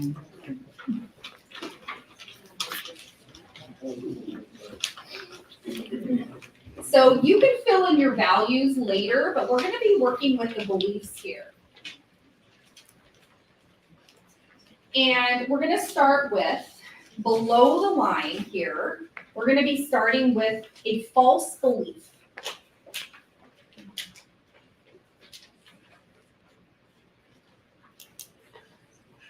So the other way I like to say this is an old story. So I love that you played the story video because this is about the story that you've created in your head. It might be true. This one is not true. And this is the one we're going to process through to change to a new story. New story for 2023. Okay, so in this little belief area, or you can draw it on a piece of paper if you want to keep these clean. Here's the question I have for you. What false beliefs or fears are holding you back? And Lindsay did a great job of introing that and unpacking it. So you might know, boom, this false belief is holding you back. Where do you feel small, not enough, less than? Or where do you feel a sense of lack? If you're not sure where to start,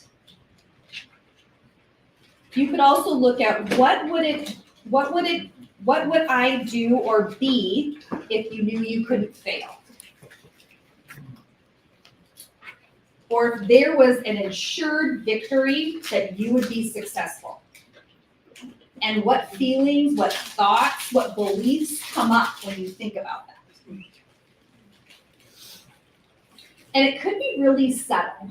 It could be really, really subtle. So it doesn't have to be this dramatic, like, whoa, it could be really just kind of very insidious and subtle. And the longer you're in Mary Kay, I believe the subtler it is. And it gets hidden.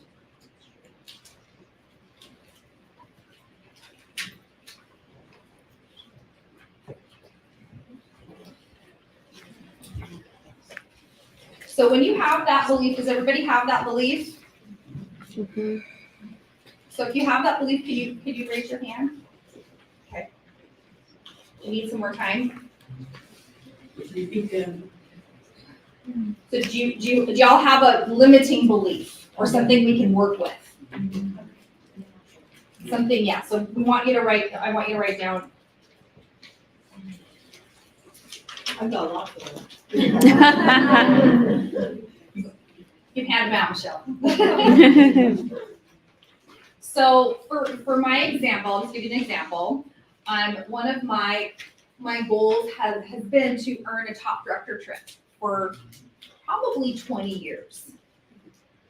And the story that I have around that goal. So it could be around a goal or a movement in your business. It might be in your personal life too.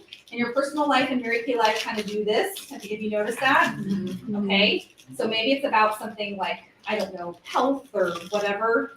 But so my story, my false belief about earning that trip is I don't belong with that group of women. I don't deserve to be a part of that elite group. So I had to kind of dig down into that. And I'm just like, it's gross. It's just like, what? I don't want to look at that.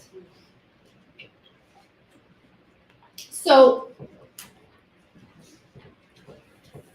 some questions, and I want you guys to write this down in a different part. So some questions that you can ask yourself when you are real familiar with that false belief that maybe keeps coming up. And this isn't around the circle, this is kind of a side note, is it true?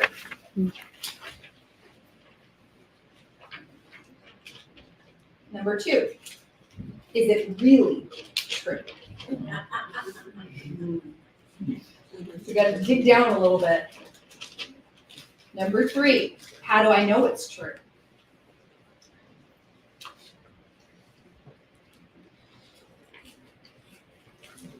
Number 4, who would I be if it were not true? Brave, confident.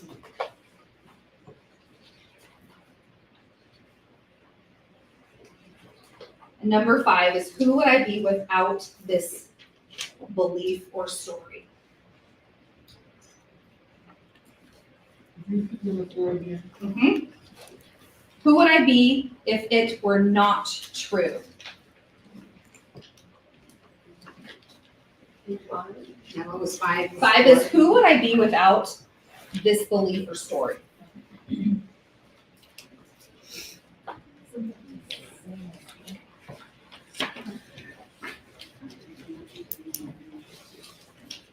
Okay, so we have, hopefully you have a false belief because I'm gonna take you through this process. So write that thing down that you know you need to write down, but you're not writing down. Please, no one get alone. Okay, so here we go. We're gonna go around the circle. So we are below the line here. This is my false belief below the line. So I have my belief. So in the little thought bubble there, what self-talk do you have about this belief? For me, it's, who do you think you are? Who do you think you are to win the trip? Really?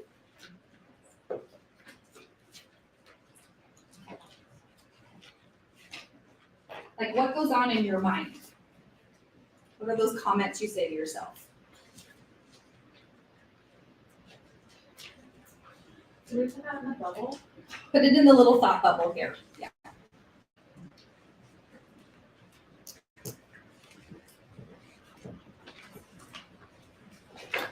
And then when you think that thought, what feelings come up for you?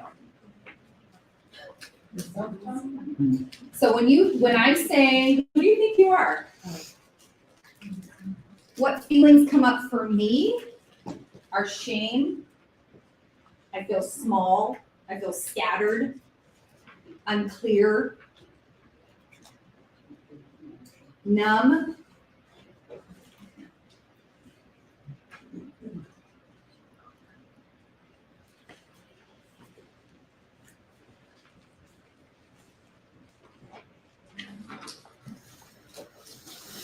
This is going to build on itself. So when I feel those feelings, what kind of actions or behaviors are produced from those feelings? Do you think I'm gonna be out there warm chatting? Probably not. When I'm feeling those feelings. But do you understand also that those feelings didn't come from any event or circumstance? They came from what?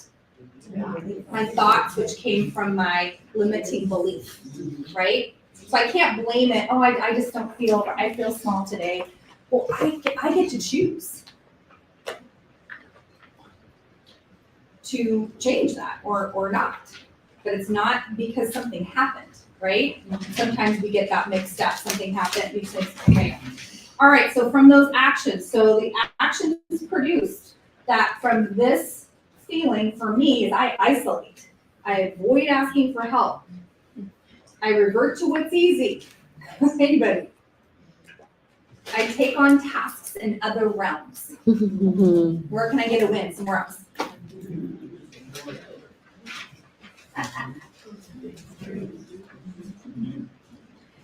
It's the matrix, you guys. We're living in it. It's just happening. All right, so the results that I'm gonna get from these actions, what do you think results? What results do you think I'm going to have from those actions? Reinforcement of your beliefs. Yeah. Or negative results. Negative results, so that could be for me, it could be really subtle, but basically I stay stuck. I stay in the same place I've been for 20 years. Right? At least in my business, in my mind, it's that like dramatic. So I stay stuck. So I'm isolated, not growing, stagnant, stay with the same people, getting the same results, no growth in the unit.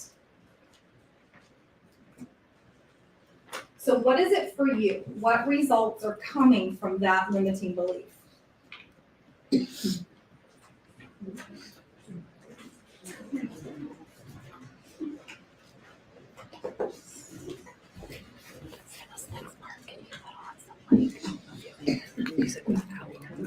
Okay, I got you.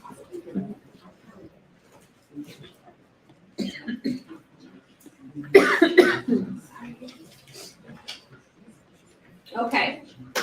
Did y'all complete your under the line circle? All right. So I want you to put all your stuff down for a minute. What? I don't have a value. That's okay. That wasn't my part. Just making sure. It's okay. You do. It's just you're gonna yeah. And I think this will help you. To even go backwards too. So yeah. So you'll be okay. So put all your stuff down and get comfortable. And I'm going to take you through just a little quiet time exercise.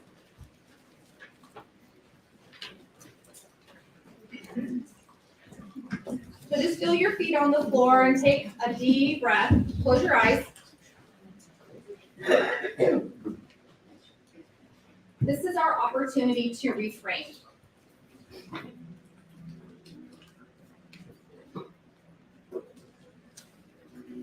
So in this place, you are safe, you are loved.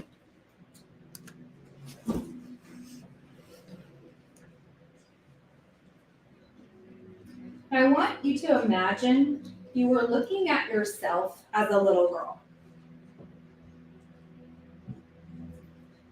What does she look like?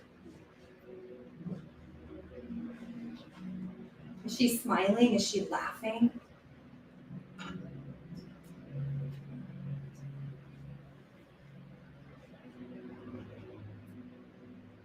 What do you want to tell her?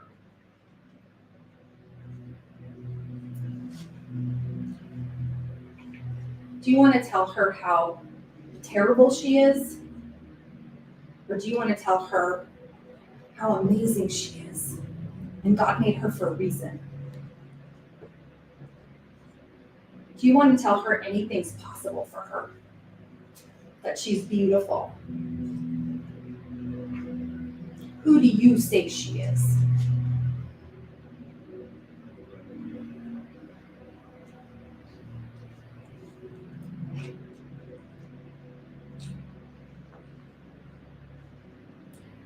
What do you want to give her in exchange for this lie, for this false belief?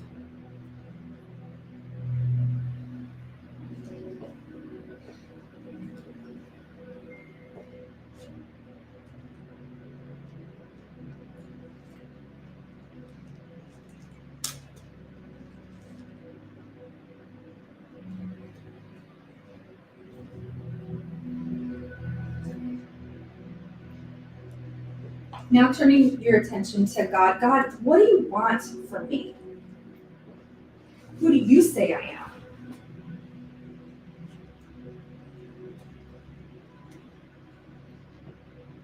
What do you want to give me, Lord, in exchange for this life?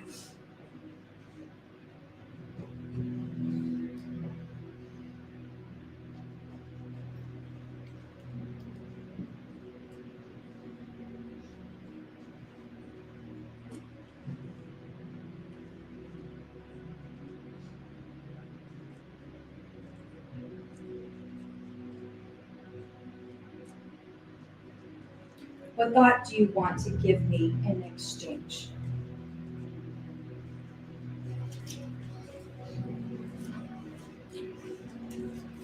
And when you're ready, I want you to write that down.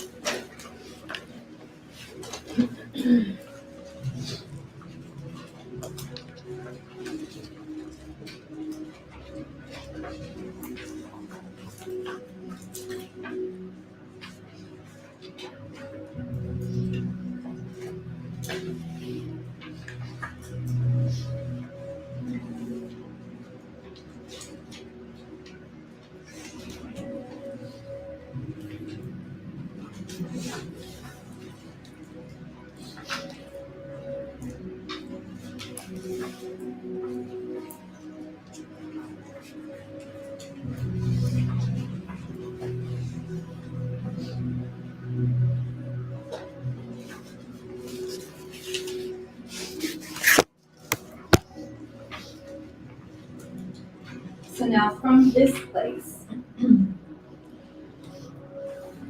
what we heard from our inner selves, God, our hearts, from this place, above the line in the little results area here, what do you want?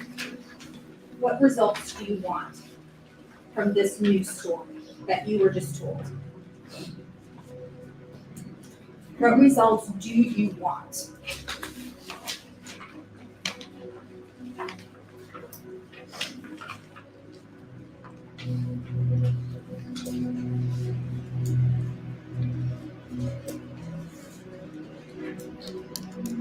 What results do you want to see instead in this new story? Because that's what we are getting to write.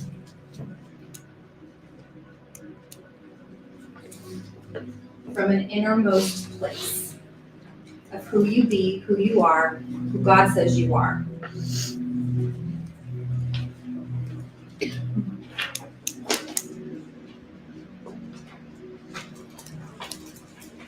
Tina? Yeah. Is it possible to turn the fan down maybe a little bit? It's cold. Yeah, sure. Thank you. It's freezing. I mean, I'm always cold, but I'm not the only one. And you could turn the lights back on. Yeah. Thank you.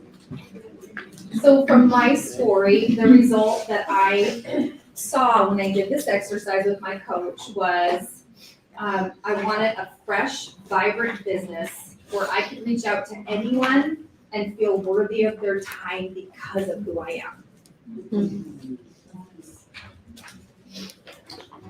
Not because of what I do.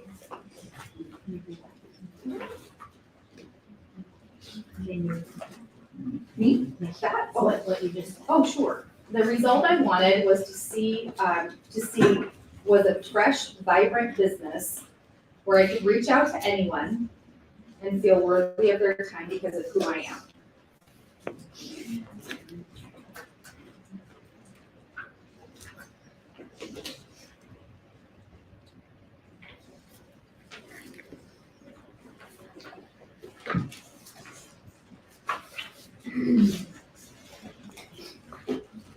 All right. So in the actions, this is where we get into some commitments and we get to put some skin in the game. Okay? So here's my question. Make 1, 2, or 3 action steps above the line here in the actions that you would be willing and able to take to move towards this desired result. And keep it simple.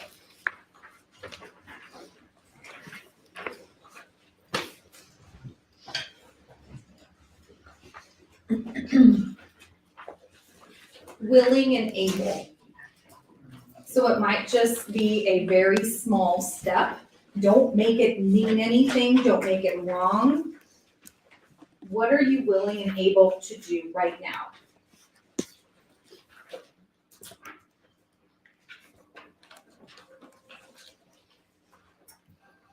And this is where you get to take action even when you don't feel like you're making progress.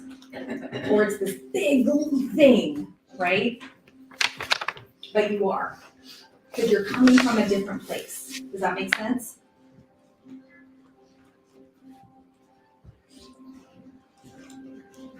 So for me, my example, I will reach out to a trip quitting director. Lynn, okay, good, all right. And ask her for tips on what to do or who to be over these next 6 months. So look for a coaching partner. So for me, I'm going to reach out. Yeah.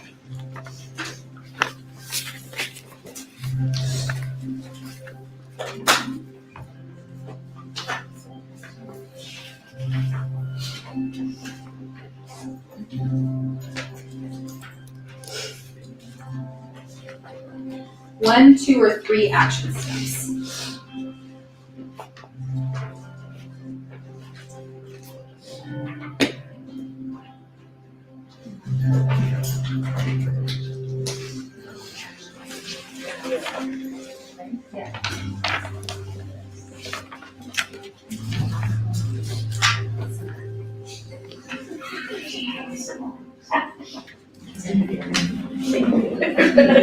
Okay, stay with me. You're almost around the circle here. So imagine you're taking these actions. What feelings come up for you?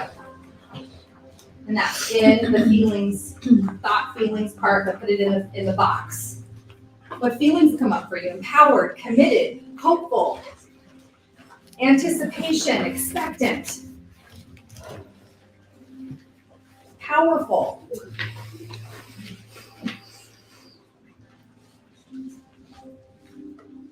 And when you have those feelings in the thought bubble, what's your self-talk? I can do this. I do belong. They're crazy like me.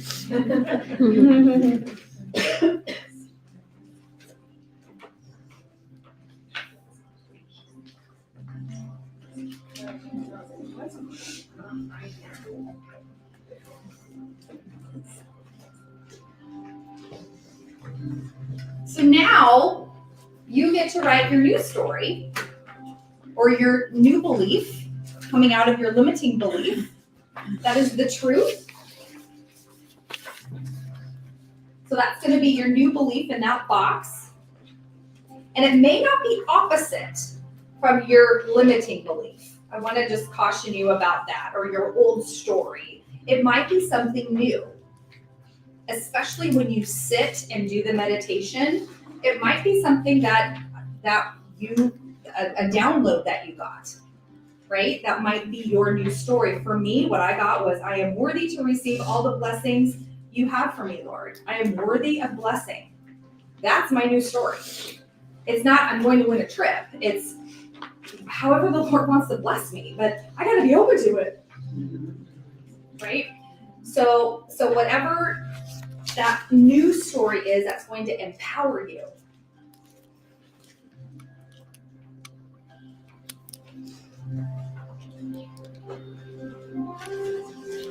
And I won't make you do this because I hate when people do this, but you get to declare it out loud. So when you get home or when you get in your car, you're going to declare that.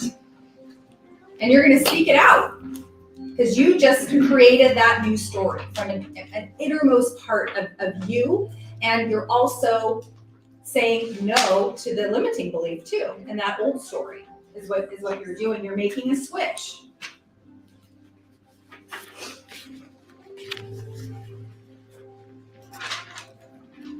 So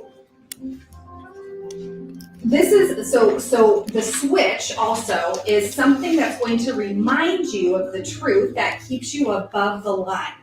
When you're below your line in that old story, and I'm glad you wrote it down, it's gonna be right there for you, waiting for you, right? But when you're above the line in this circle place, this is a place of victory. So what is going to keep you above the line? Is it going to be a song? Cindy Williams, she has a stance, a victory stance, right? She's like this funnel, and all the blessings are coming to her like this, and she's like this, right? Do you have your person that's going to remind you? Lindsay called Stephanie and said, "Remind me of who I am. Remind me of Yes. right? You need your person. A scripture. I have a shield that I hold up.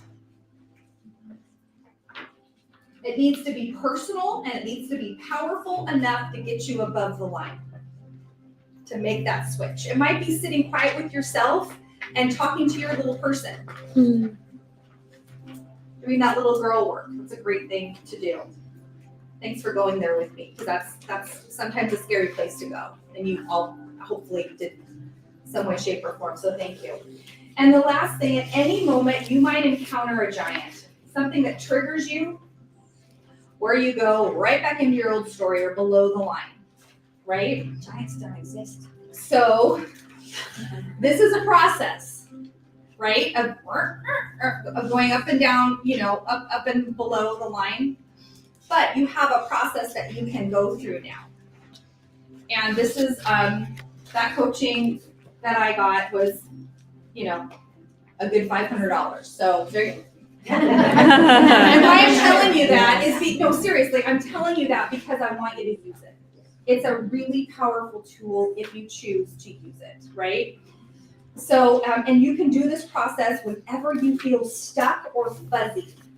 It's something's not incongruent or congruent, right? Something's not matching up, and it typically comes back to our false belief.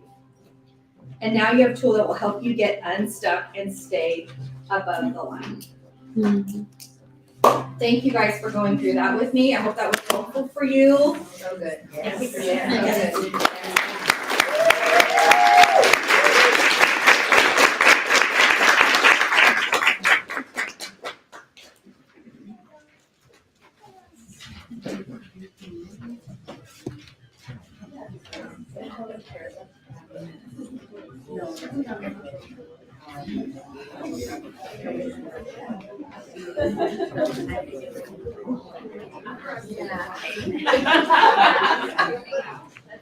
Oh my God. Oh my gosh, you guys. That was so good. Wherever you went to. Oh, so good. I was like, how do I even come up here after that? I'm like literally back there. She's like, close your eyes. I was like, oh no. I know what it brings tears for me. So, and all my girls know, like, I could cry if a commercial moves me the right way. So I'm like, oh, how am I gonna go up there after that? So, thank you for that. That was amazing. Really, really good. So, hopefully I wasn't the only one crying. Now I'm gonna talk about something fun. Woohoo! I always have more things on the table. So, let's tell to play a Mary Kay app challenge. Hey, who is like, oh my gosh, I already know all about it and I know exactly what I need to do? Okay, good. Okay, so originally I was just gonna start throwing money at you guys. Like not real money. Oh. Sorry. My husband would not be very happy with me. But I did bring some fake money and I wrote some little messages on some of it. And so you guys, like, who wants extra money this month? Like, y'all better just be ready. Yeah. Start handing stuff out. You know, it's not $60, but you know, it's money. Well, and it's got little messages on there, and so, you guys, I hope all of you are like, oh my gosh, give me some money, just pass it around, right? Pass it around. I don't think I have enough for everybody in the room, but you know, just pass it around, okay? So. Okay, so you guys, this is for, oh, I'm Tara. I'm Tara Allen. Sorry, I get really excited sometimes and I just forget to announce them. Thank you. So you guys, the Mary Kay Sell to Play app challenge is for all of us. So not just for consultants, but for directors as well. It's for every single one of us. And you guys can all win, I don't want to say earn, but win $60 this month, next month, and in the month of March. So who can get excited about that? Okay, so we all know that we can earn money by selling the product, right? We all know that we can earn money by selling the product. But you guys, how awesome would it be to put extra money in our pocket by already doing the one thing that you know how to do? And all you need to do is ask your customers to order through the Mary Kay app. Who's familiar with the Mary Kay app? Okay, good. I love the Mary Kay app. And if you guys love the Mary Kay app, your customers will love the Mary Kay app. But you have to share it with them. My customers love the Mary Kay app. Like, there's amazing stuff in there. If you guys have not taken the time to look through that app, I would encourage you to do so. Like, they can even like figure out like their own like routine and how it needs to be put onto their face. Like in what order, the order of application, right? They can create wish lists. Like I get emails all the time. Oh, your customer stuff is still in checkout from their wish list. And so they're just building a bigger wish list and then they finally order, right? And so how do you win? Have your customers download the Mary Kay app if they have not done that already. You guys can all hear me okay, right? Yeah. I mean, I tend to talk really loud anyway, so I figured I was probably okay. But have them download the Mary Kay app, and then they have to select you as their consultant. So make sure they're selecting you and not just some other random person, because then they might win, and then you won't. So, and then they need to place their order with you. And when you have 5 different customers in the month place an order with you, it does not have to be a certain amount. There's no minimum, like, oh, they have to spend $50 or $100. It could be an $8 eyeshadow, you guys. Okay, but when you have 5 different customers order through the app, you then get put into like a little pool. And Mary Kay is gonna randomly select 60 winners in the month of January, in the month of February, and the month of March. I almost skipped March and went right to April, but no, that would be a lie. So January, February, and March, okay? So can you guys get excited about that? Yes. Yes? Okay, that does not sound exciting. Woo! Thank you. Okay, so you guys, get on board with this. Run with it. Have fun with it. Reach out to your customers. And if they don't know about the app, you better be sharing the app with them. Okay? Who wants to win money? Right? I love winning money. Hey, you guys, that's what I got for you. Thank you,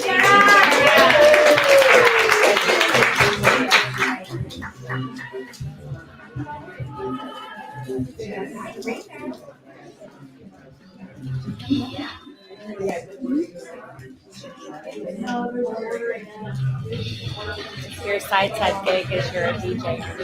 Oh yeah. Yeah. Oh yeah. We got the like Music thing for every going. occasion. Oh yeah.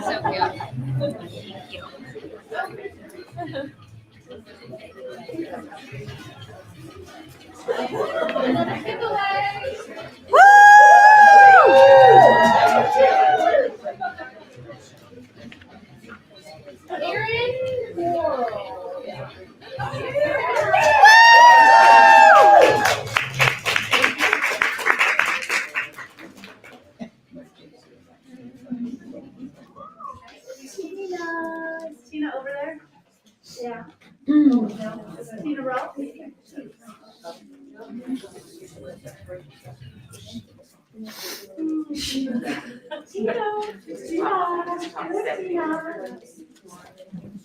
Judy, poke your head through there, see if Tina's out there.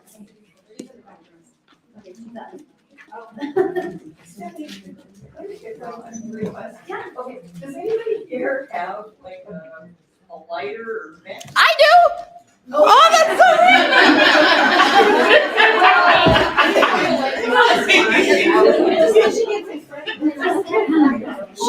I was like, I should take that.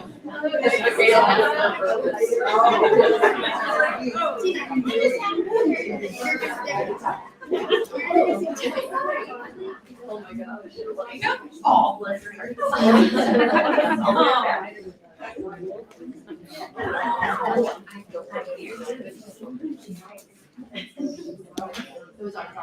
I'm so sorry. Oh my goodness. Okay. Do we all need to stand up for a second? Let's stand up for just a second. Do this. Yeah. All right. Stretch. Yeah. And that's why I keep moving in my chair, so I'm sorry. Let's do some squats. All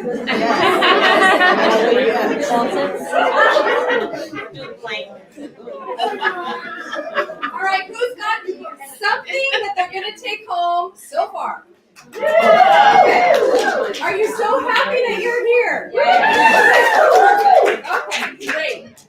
All right, so I get to introduce future executive senior sales director, Miss Debbie. And she began, oh my gosh, at the same time. She began her business April 1999 and became a director October 2000. So you got to go to the 2000 big old leadership. Oh my gosh. Okay. Oh my goodness. Oh, that's cool. Okay. You're cool. Okay. She has a pink Cadillac unit. Where's her unit? Okay. And she's earned 14 career cars in Mary Kay, 95 stars, 10 times in the National Court of Sales, 4 times in the National Court of Sharing. That's awesome. She earned an all-expense trip, I forgot that, to the Bahamas for her and her hubby. Oh my gosh, that was amazing. Her most proud Mary Kay accomplishment was being able to lead her unit to the 500,000 unit Circle Seminar Year 2021. That cool to put your mark on. It's like, okay, yeah. 650. Okay. That's right. What surprised me was, or what surprised her was her strong unit of faith that we have become during this last season. Yes. What would I say to Mary Kay Ash if given the opportunity was to thank her for paving the way for women to become the best that they can be, not only financially, but most importantly, spiritually. Her favorite scripture, Galatians 6:9, let us not be weary in doing well, for in due season we shall reap if we faint not. Amen. Thank you. Yes, Miss Debbie, come on up.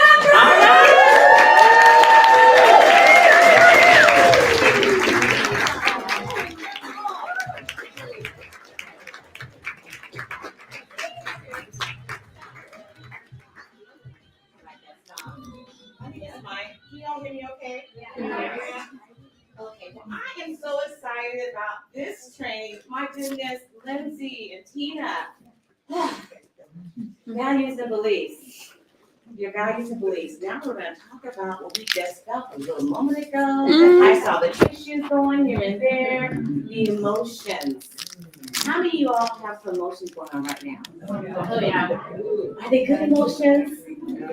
Good, okay. If they're not good, but at the end of the day, they're gonna be good emotions. So, when I was thinking about emotions, I said, boy, in my Mary Kay career, I've gone through a cycle of emotions. The emotions of being a brand new consultant, the emotions of having that class canceled. I go to her door, she's peeking out the window, and I see her. Right? The emotions of my son bugging me every single day. Are you get the red car yet? Have you got it yet? Have you got it yet? Have you got it? Every day. And the frustration of not getting there quick enough, that's an emotion because he was making me frustrated.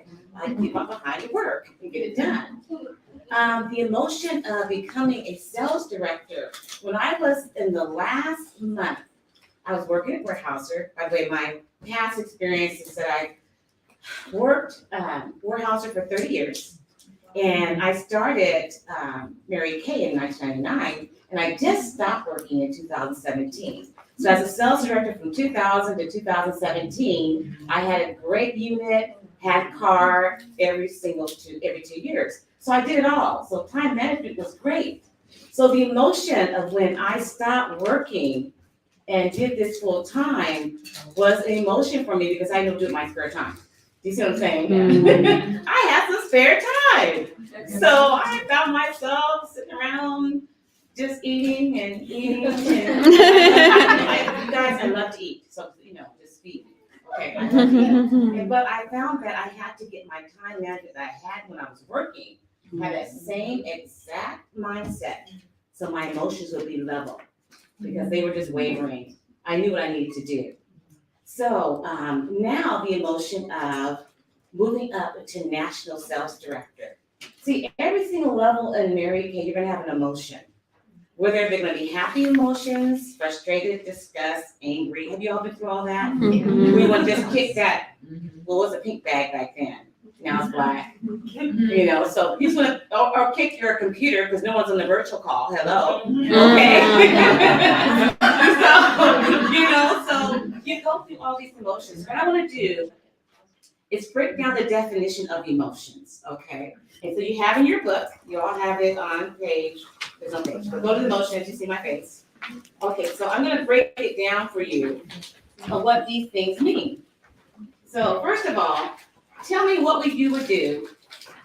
You have I don't have a granddaughter, I'll tell you what I do. I have a granddaughter, I have 2 granddaughters right here, and a grandson. So my granddaughters are with me like every other weekend, they spend the weekend. And I'm driving a lot, and when you're driving, people act up out there. You're not acting up, they're acting up out there, right? And so I forget about the grandkids in the back, and I say some things that, I ask the Lord help me not to say those things. And so I get a phone call from my son, and he says, Mom, Callie said this today. What are you saying around the kids? That was no curse word, because it's not a good word to use for a little 7 and 10-year-old. I said, oh my gosh, my emotion, there's different emotions. There's a short-term emotion and a long-term emotion. So that short-term emotion was that guy cut me off, and I said some things to him that I thought he might have heard, and the kids heard too. They repeated what I said. My son called me, like, oh my gosh, okay. I'm a good nana. I really am. But the point I'm trying to make, there are short-term emotions and long-term emotions. And so you say, in the definition, there's a natural instinctive state of mind deriving from one's circumstances, mood, or relationship with others. So let's talk about circumstances. What circumstance would trigger an emotion for you? Okay. So I told you about the story about the class that canceled. Okay, that was a circumstance. It was out of my control, right? I could not control that class counseling. I did everything I did. I coached her, I booked her, I called her 30 minutes before. I'm en route to her house, and she got the nerve to call me and tell me I have a family emergency. Well, what was that? That short window, what happened? And so, they use that excuse. So that is a circumstance from an emotion. Do you see my point? Those are circumstances you can't control. Now the mood, I kind of talked about the mood a little bit. I said the mood can be a short-term mood, be happiness, sadness, and anger, right? And fear. How many are fearful to move to that next level? I have the fear of success. Isn't it amazing? Yeah. The last day to finish up directorship, I went home and put the covers over my head. I did. And I said, this is about to happen. But see, God had it all in control. I was out of my control because He had a destiny for me. You are going to be a director. I couldn't stop it. Some things you just cannot stop. God has it. And it happened. It totally happened. So the fear of success is it can be good at the end, but you gotta get yourself out of that emotion. Okay, so mood. So that's the mood from emotion, right? The last part of the definition is relationship with others. What is your emotion, ladies, when you're around certain people? Somebody tell me, what is your emotion? Depends on the person. Okay, somebody that, frustration. Maybe a family, well, I'll tell you one emotion that I have is, maybe a family member that goes, oh my gosh, she's here. This is Christmas and they came. Okay, so that emotion is that you want to be away from them. You know, you go to the other room, they're not going to this room, you're gonna avoid, it's avoidance, right? So what other emotions you have around, because you know, you can really tell a woman, anxiety, yes, when they're with their spouse. You know them when they're not with their spouse, but why do they act different when they're with their spouse? There's something going on there, right? Right. So so the relationship with others is another emotion. I remember, I want to sign someone up, right?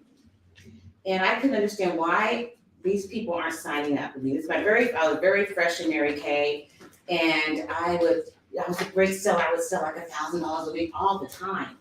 And so it was time to share the opportunity. Who's excited about sharing? Okay, it was time for Debbie Clark to share the opportunity. And so I would just, hey, talk to them, and then they say no. I said, they told me no. So that emotion was, I was upset. Because that perfectionist that I had been, so a little bit of it, but I had been, it just took over. It overwhelmed me. Why are they telling me no? What is wrong with these people? Don't they know Mary Kay is the best opportunity for them? But I had to change my thought process. Get out of that. Get out of yourself. It wasn't about me. It was about what? Them. It wasn't about me. I had to learn why was that emotion? Why was it in that emotion? So I had to go back and do some more training. Get to know the personalities. Get to know how to deal with different types. So that emotion would overwhelm me. So I know if I'm dealing with a high I person, the social butterfly, I knew what to talk about to get their attention so that I wouldn't feel rejected when she said no to me. You got it? Okay. So that's the breakdown of emotions. Okay? So there are 5 basic emotions. Write these down, ladies. There's 5 basic emotions. Happiness. Happiness is a positive emotion. It's associated with how you feel, the joy, right? You're feeling joy when you're happy. I love to stay happy. One thing I do, I've learned, or just recently I learned this, because there's a certain person that's really, really close, and it's not my husband, okay, but a certain person is really, really close, and I have to, be with them. And they would say things that would just, make me so upset. And then I would just get in a mood. And it'd be a short-term mood, because when I'm away from them, I'm okay. You got it? Yeah. Short-term mood, I'm gone, I'm away from around them, I'm good. So what I had to do is figure out what I could do to keep myself from going to that mood. I want you to realize that you have a way to get out those moods. If you know what causes, what the trigger is, figure out a way to get out of that mood. So what brings me joy? To get out of a mood, you have to figure out what brings you joy. So what brings me joy is I love to sing. Amen. I love to sing. So when that person starts talking crazy to me, I just burst out in song. That was my deflection. So I didn't have to think about what they just said. I don't care what you said. I have to be with you. So I'm just gonna just go ahead and sing my song, and I don't care. I'm gonna go home happy. Okay? No more of that. Come in the house, mother say, "Girl, what's wrong with you?" Not anymore. He doesn't live anymore. When he used to, like, oh my God. So another part as far as Mary Kay, you're happy when you have that wonderful $300 facial, aren't you? See, when you have that ching coming through, you go home, and you're in that car, and you're driving, you're feeling so good, like, I just made me some money. I feel so good. Because when I go to a skincare class, I forget about the money. I love doing parties. But then when you get in your car, you get settled, you think, well, girl, this business does work. I can make those 6-figure incomes, you know? But while you're doing it, you don't do that, because our job as consultants is to make them feel good on the outside, so it changes their inside, right? But when we get in that car, we're by ourselves, and we start thinking about what we did the whole day, all the money we made. You can be a human being. You made some money. The other emotion is sadness. Sadness is a negative emotion. It's associated with feelings of unhappiness, grief, and loss. You know, why did my team member quit on me? Isn't that sad? I taught her, I coached her, I went to all her parties, and then she's gonna quit. Who felt like that? Then she's gonna up and quit on me. Why did that happen? Again, you're sad. That's an emotion. But take yourself out of it and say to yourself, I did the best I could. I was the best recruiter. I had her come to team meetings. I showed her where to go, get answers. You did the best you could. And her success is not based on what you did, right? Her success is based on what she wants to do.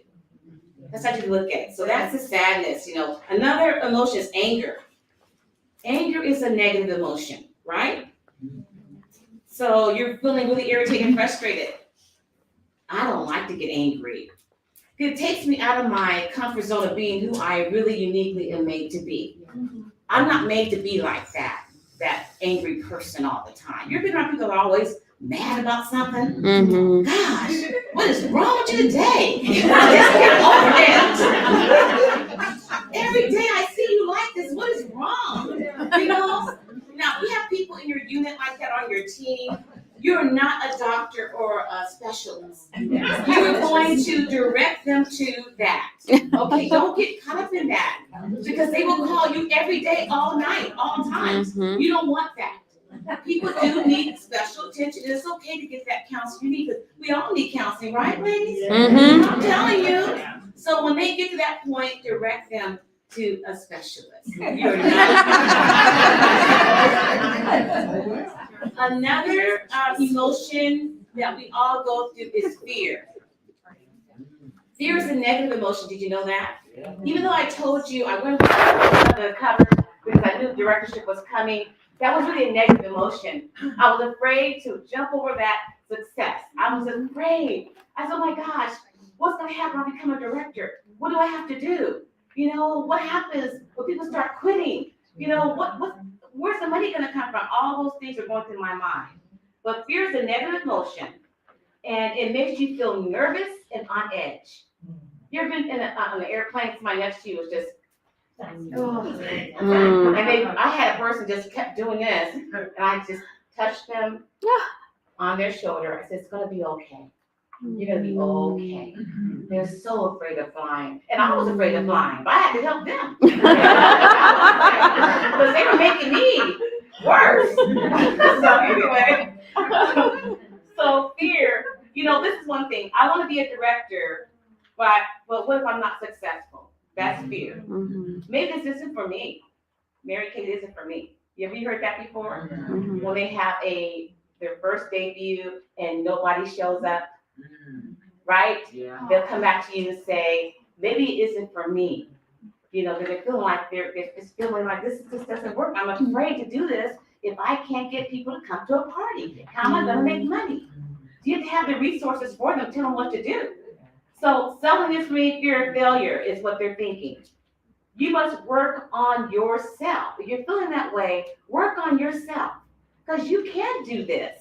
It's a proven path of success. Been around for almost 60 years. You can do this. Just start working on you. If you need to reach out to your director, if you need to reach out to your recruiter, if you need to reach out to Mary Kay Corporation, 1-800-272-9333. That number right there is the magic number for you. If you can't reach your director or recruiter, call that 1-800-272-9333. That number will be there. That's your job to help us, right? Do we have Mary Kay in touch? I remember when I first joined Mary Kay, I had this big old thick book. Remember that thick book? Yay, yes. And that thing, y'all, I was a size 5, not anymore, but I still look good. Almost size 5.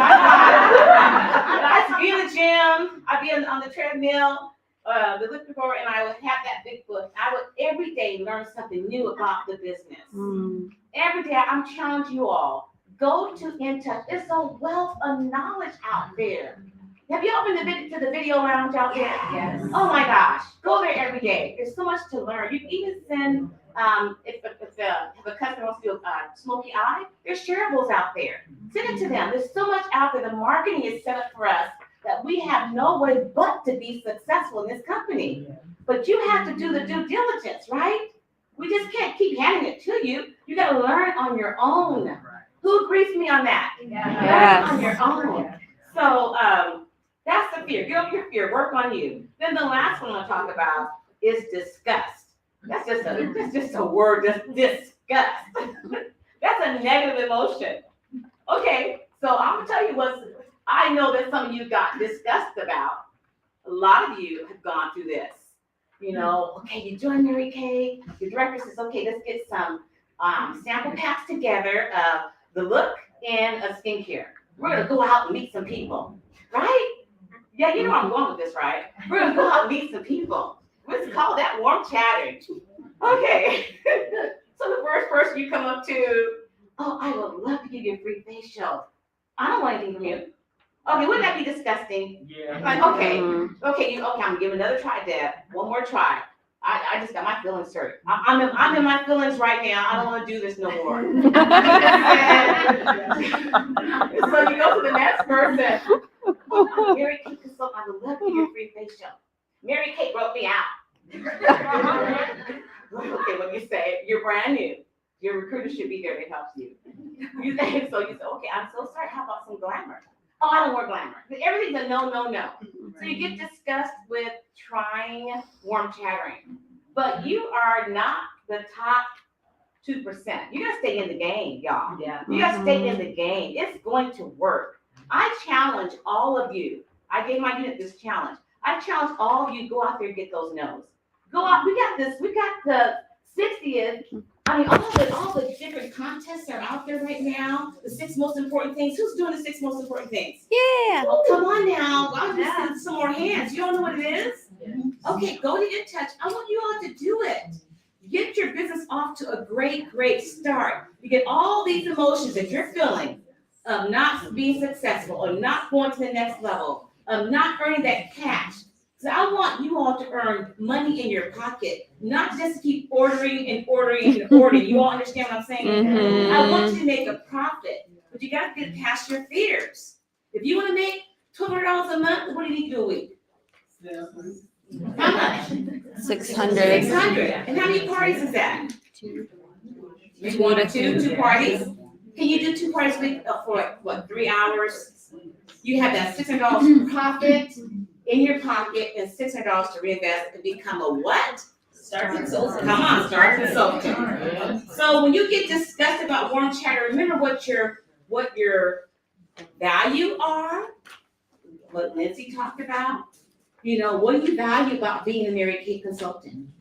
What are your beliefs? Don't you believe you can do it? Mhm. You can do it. You have all the tools to help you do it. So just get to work. The bottom line is just do it, get to work. Would you all agree? Yeah. Okay, so let's do the 5 emotions. Emotions cause feelings all over our body, while thoughts we typically experience only in our mind. Emotions cause feelings all over our body, while thoughts we typically experience only in our mind, in our head. Would you agree? Yes. Mhm. Can everyone experience being stuck because of thoughts in your head? We just talked about those things, didn't we? Your brain will look for whatever you tell it to. Your brain will look for whatever you tell it to. If you say no one ever books a party with me, guess what?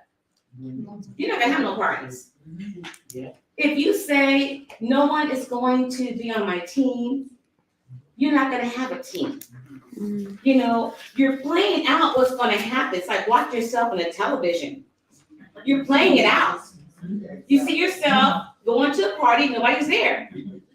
You see yourself with no team members and a consultant for 30 years. You don't want that. right? So you gotta change the thoughts in your mind. When I was going for directorship, I drew this imaginary line, and I saw myself jumping from the imaginary line from whatever level I was in the Mary Kay to directorship. For whatever level I was financially to a grip of money. You know, I saw myself, you have to train your subconscious to know that I believe that it's going to happen because my subconscious says, I'm gonna do it. And how do I do that? I have 3x5 index cards in my car. I will be a director in 2000. In my bathroom, I'll be director 2000. At the refrigerator, you know, I like to eat. I'll be a director 2000. It'll be everywhere until my subconscious knew I trained it to believe. Because, you know, we can say today, you can say, I'm gonna be director tomorrow, just to make me happy, right? You can't do that because you're just putting things out in the atmosphere. It's not gonna happen because you have not really believed it in your mind. You all understand what I'm saying? And so you have to make sure your brain is believing that. So your thoughts are so important. So here are some ways that you can take your thoughts captive. Write these down. Mary Kay does say what you think about, you bring about. That is one of her Mary Kay isms. So number one, accept responsibility for your thoughts. You have the ability to exercise control over your thoughts. Stop saying I wish, I hope. You know, you ever call Mary Kay and you hear her talking about that? Yeah, always say I will. Take power and command over those thoughts. Number two, to take your thoughts captive, your mind, not your behavior, must change. Your mind, not your behavior, must change. You can conduct yourself at warm chattering, but do you believe you can succeed at it? That's a good example. You can conduct yourself at warm chattering, but do you really believe you can succeed at it? Right? You get it? Is your mind ready to change? Is it? Number three, think through your problems rather than just react to them. Think before you react. Can we do that? Yes. It's tough sometimes. You're in a situation and you want to be right. You're going to just blurt out what you want to say. Y'all know what I'm talking about. You got to think, pause, and then react. If we can get that in our head to just pause first, life will be so much simpler because you can't take those words back. Right? So think before you react. Yes. Can you repeat two? Number two, your mind, not just your behavior, must change. What did you say about conduct yourself in warm chattering? You can conduct yourself at warm chattering, but do you really believe you can succeed at it? You conduct yourself at warm chattering, but do you believe you can succeed at it? Okay. All right. So the fourth one, I love this one. Y'all ready? Ready. Number 4, take your disabling thoughts captive through confession. Woo, let me talk to you right now. Philippians 4:6-8. Be careful for nothing, but in everything by prayer and supplication, with thanksgiving, that your requests be made known unto God, and the peace of God, which passes all understanding, will keep your hearts and minds through Jesus Christ. Finally, my brethren, whatsoever things are true, whatsoever things are honest, whatsoever things are just, whatsoever things are lovely, whatsoever things are pure, whatsoever things are a good report, if there be any virtue, if there be any praise, think on these things. You see that? You see that? All of your thoughts should be right there in Philippians 4:6-8.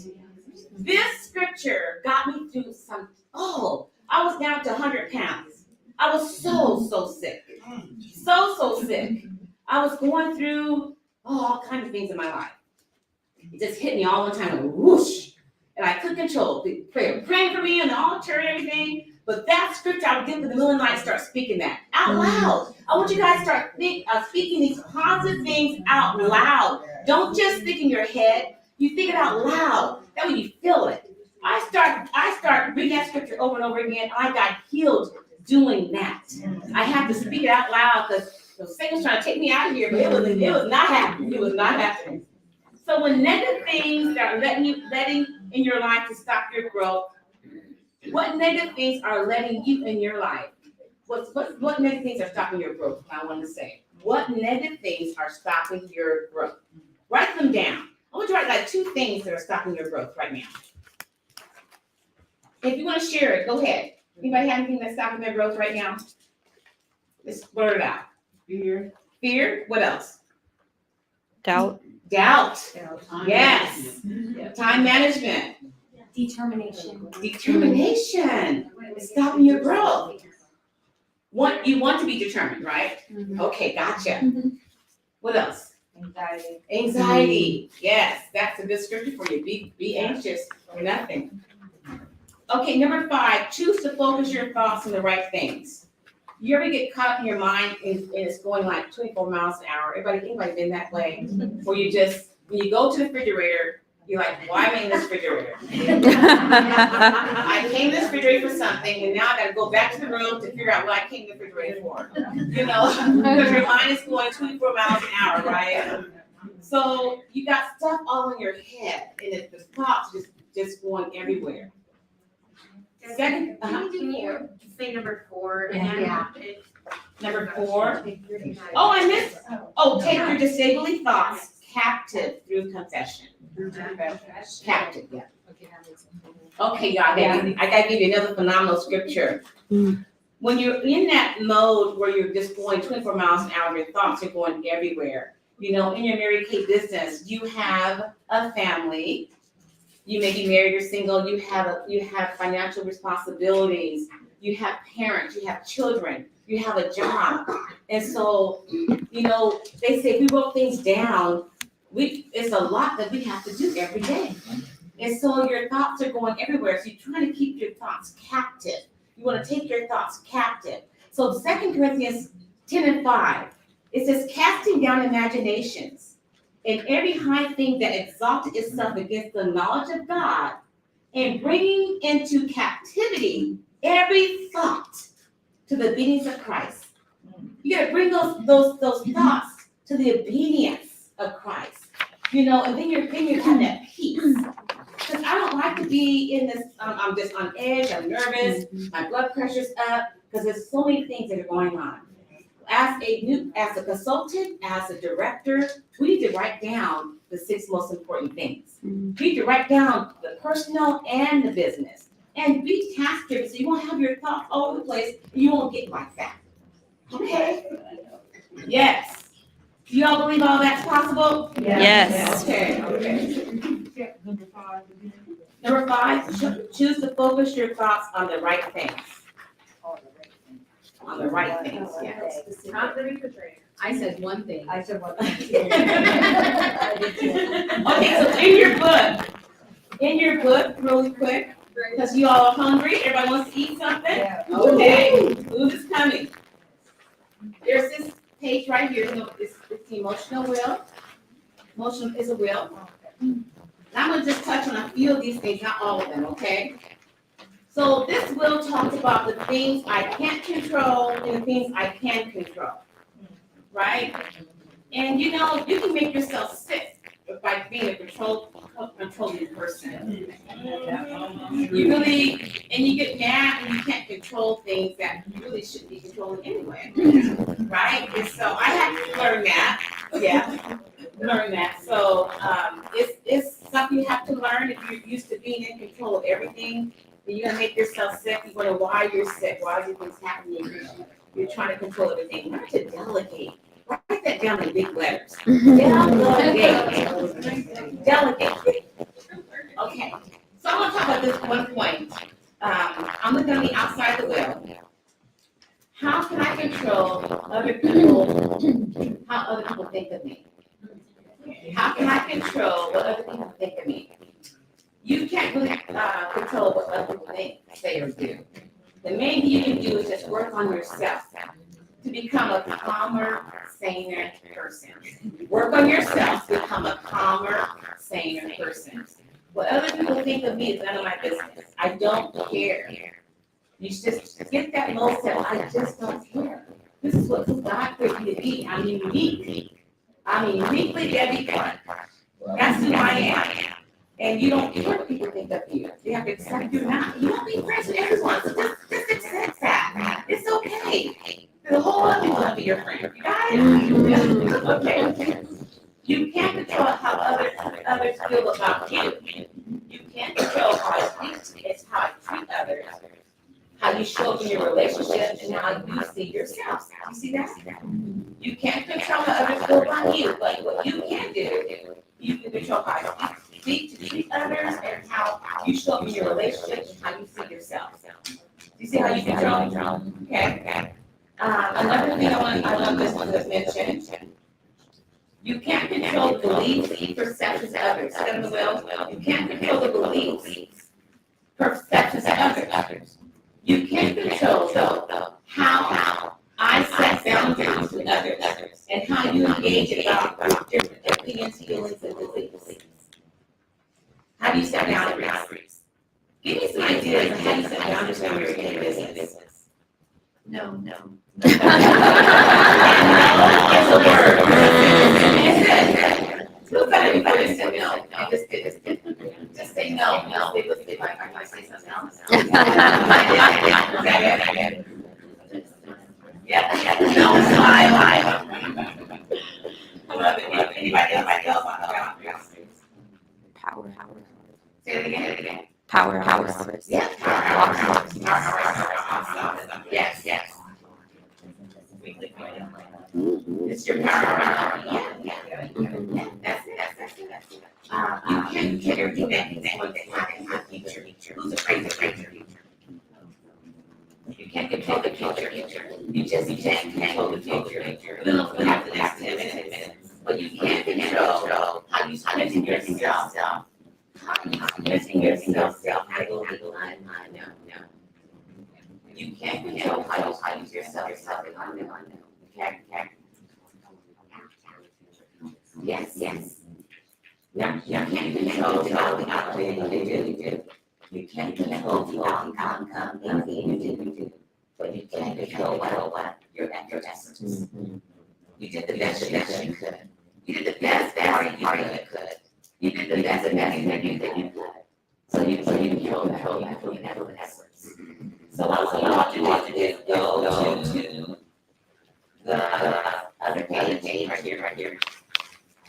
And on your down, because we're going to eat. Okay.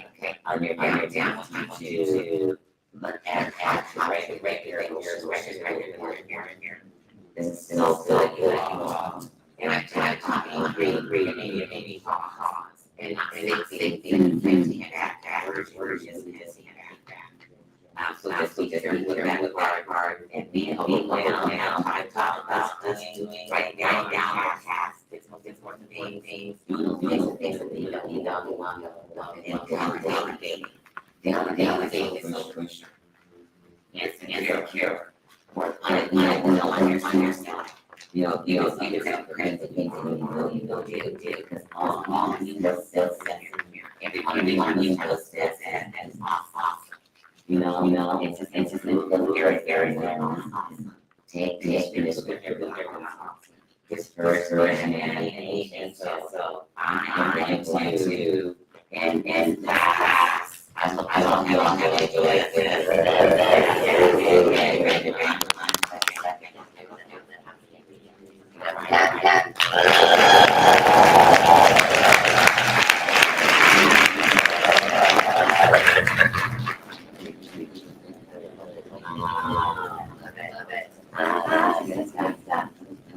Okay, so I'm gonna check it on the check and see if this period so this time, don't worry. I just want you to know that I'm learning specifically with these things so that in the afternoon they'll be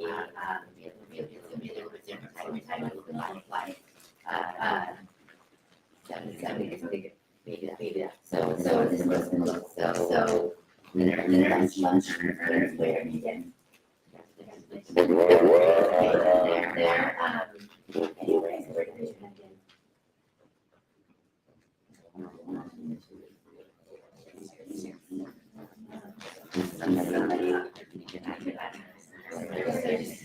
Down 9. So just FYI, there's more winners than we expected. So I'm really. So if that are raising your hand again for me, if you need more scores, because you're in your red jacket.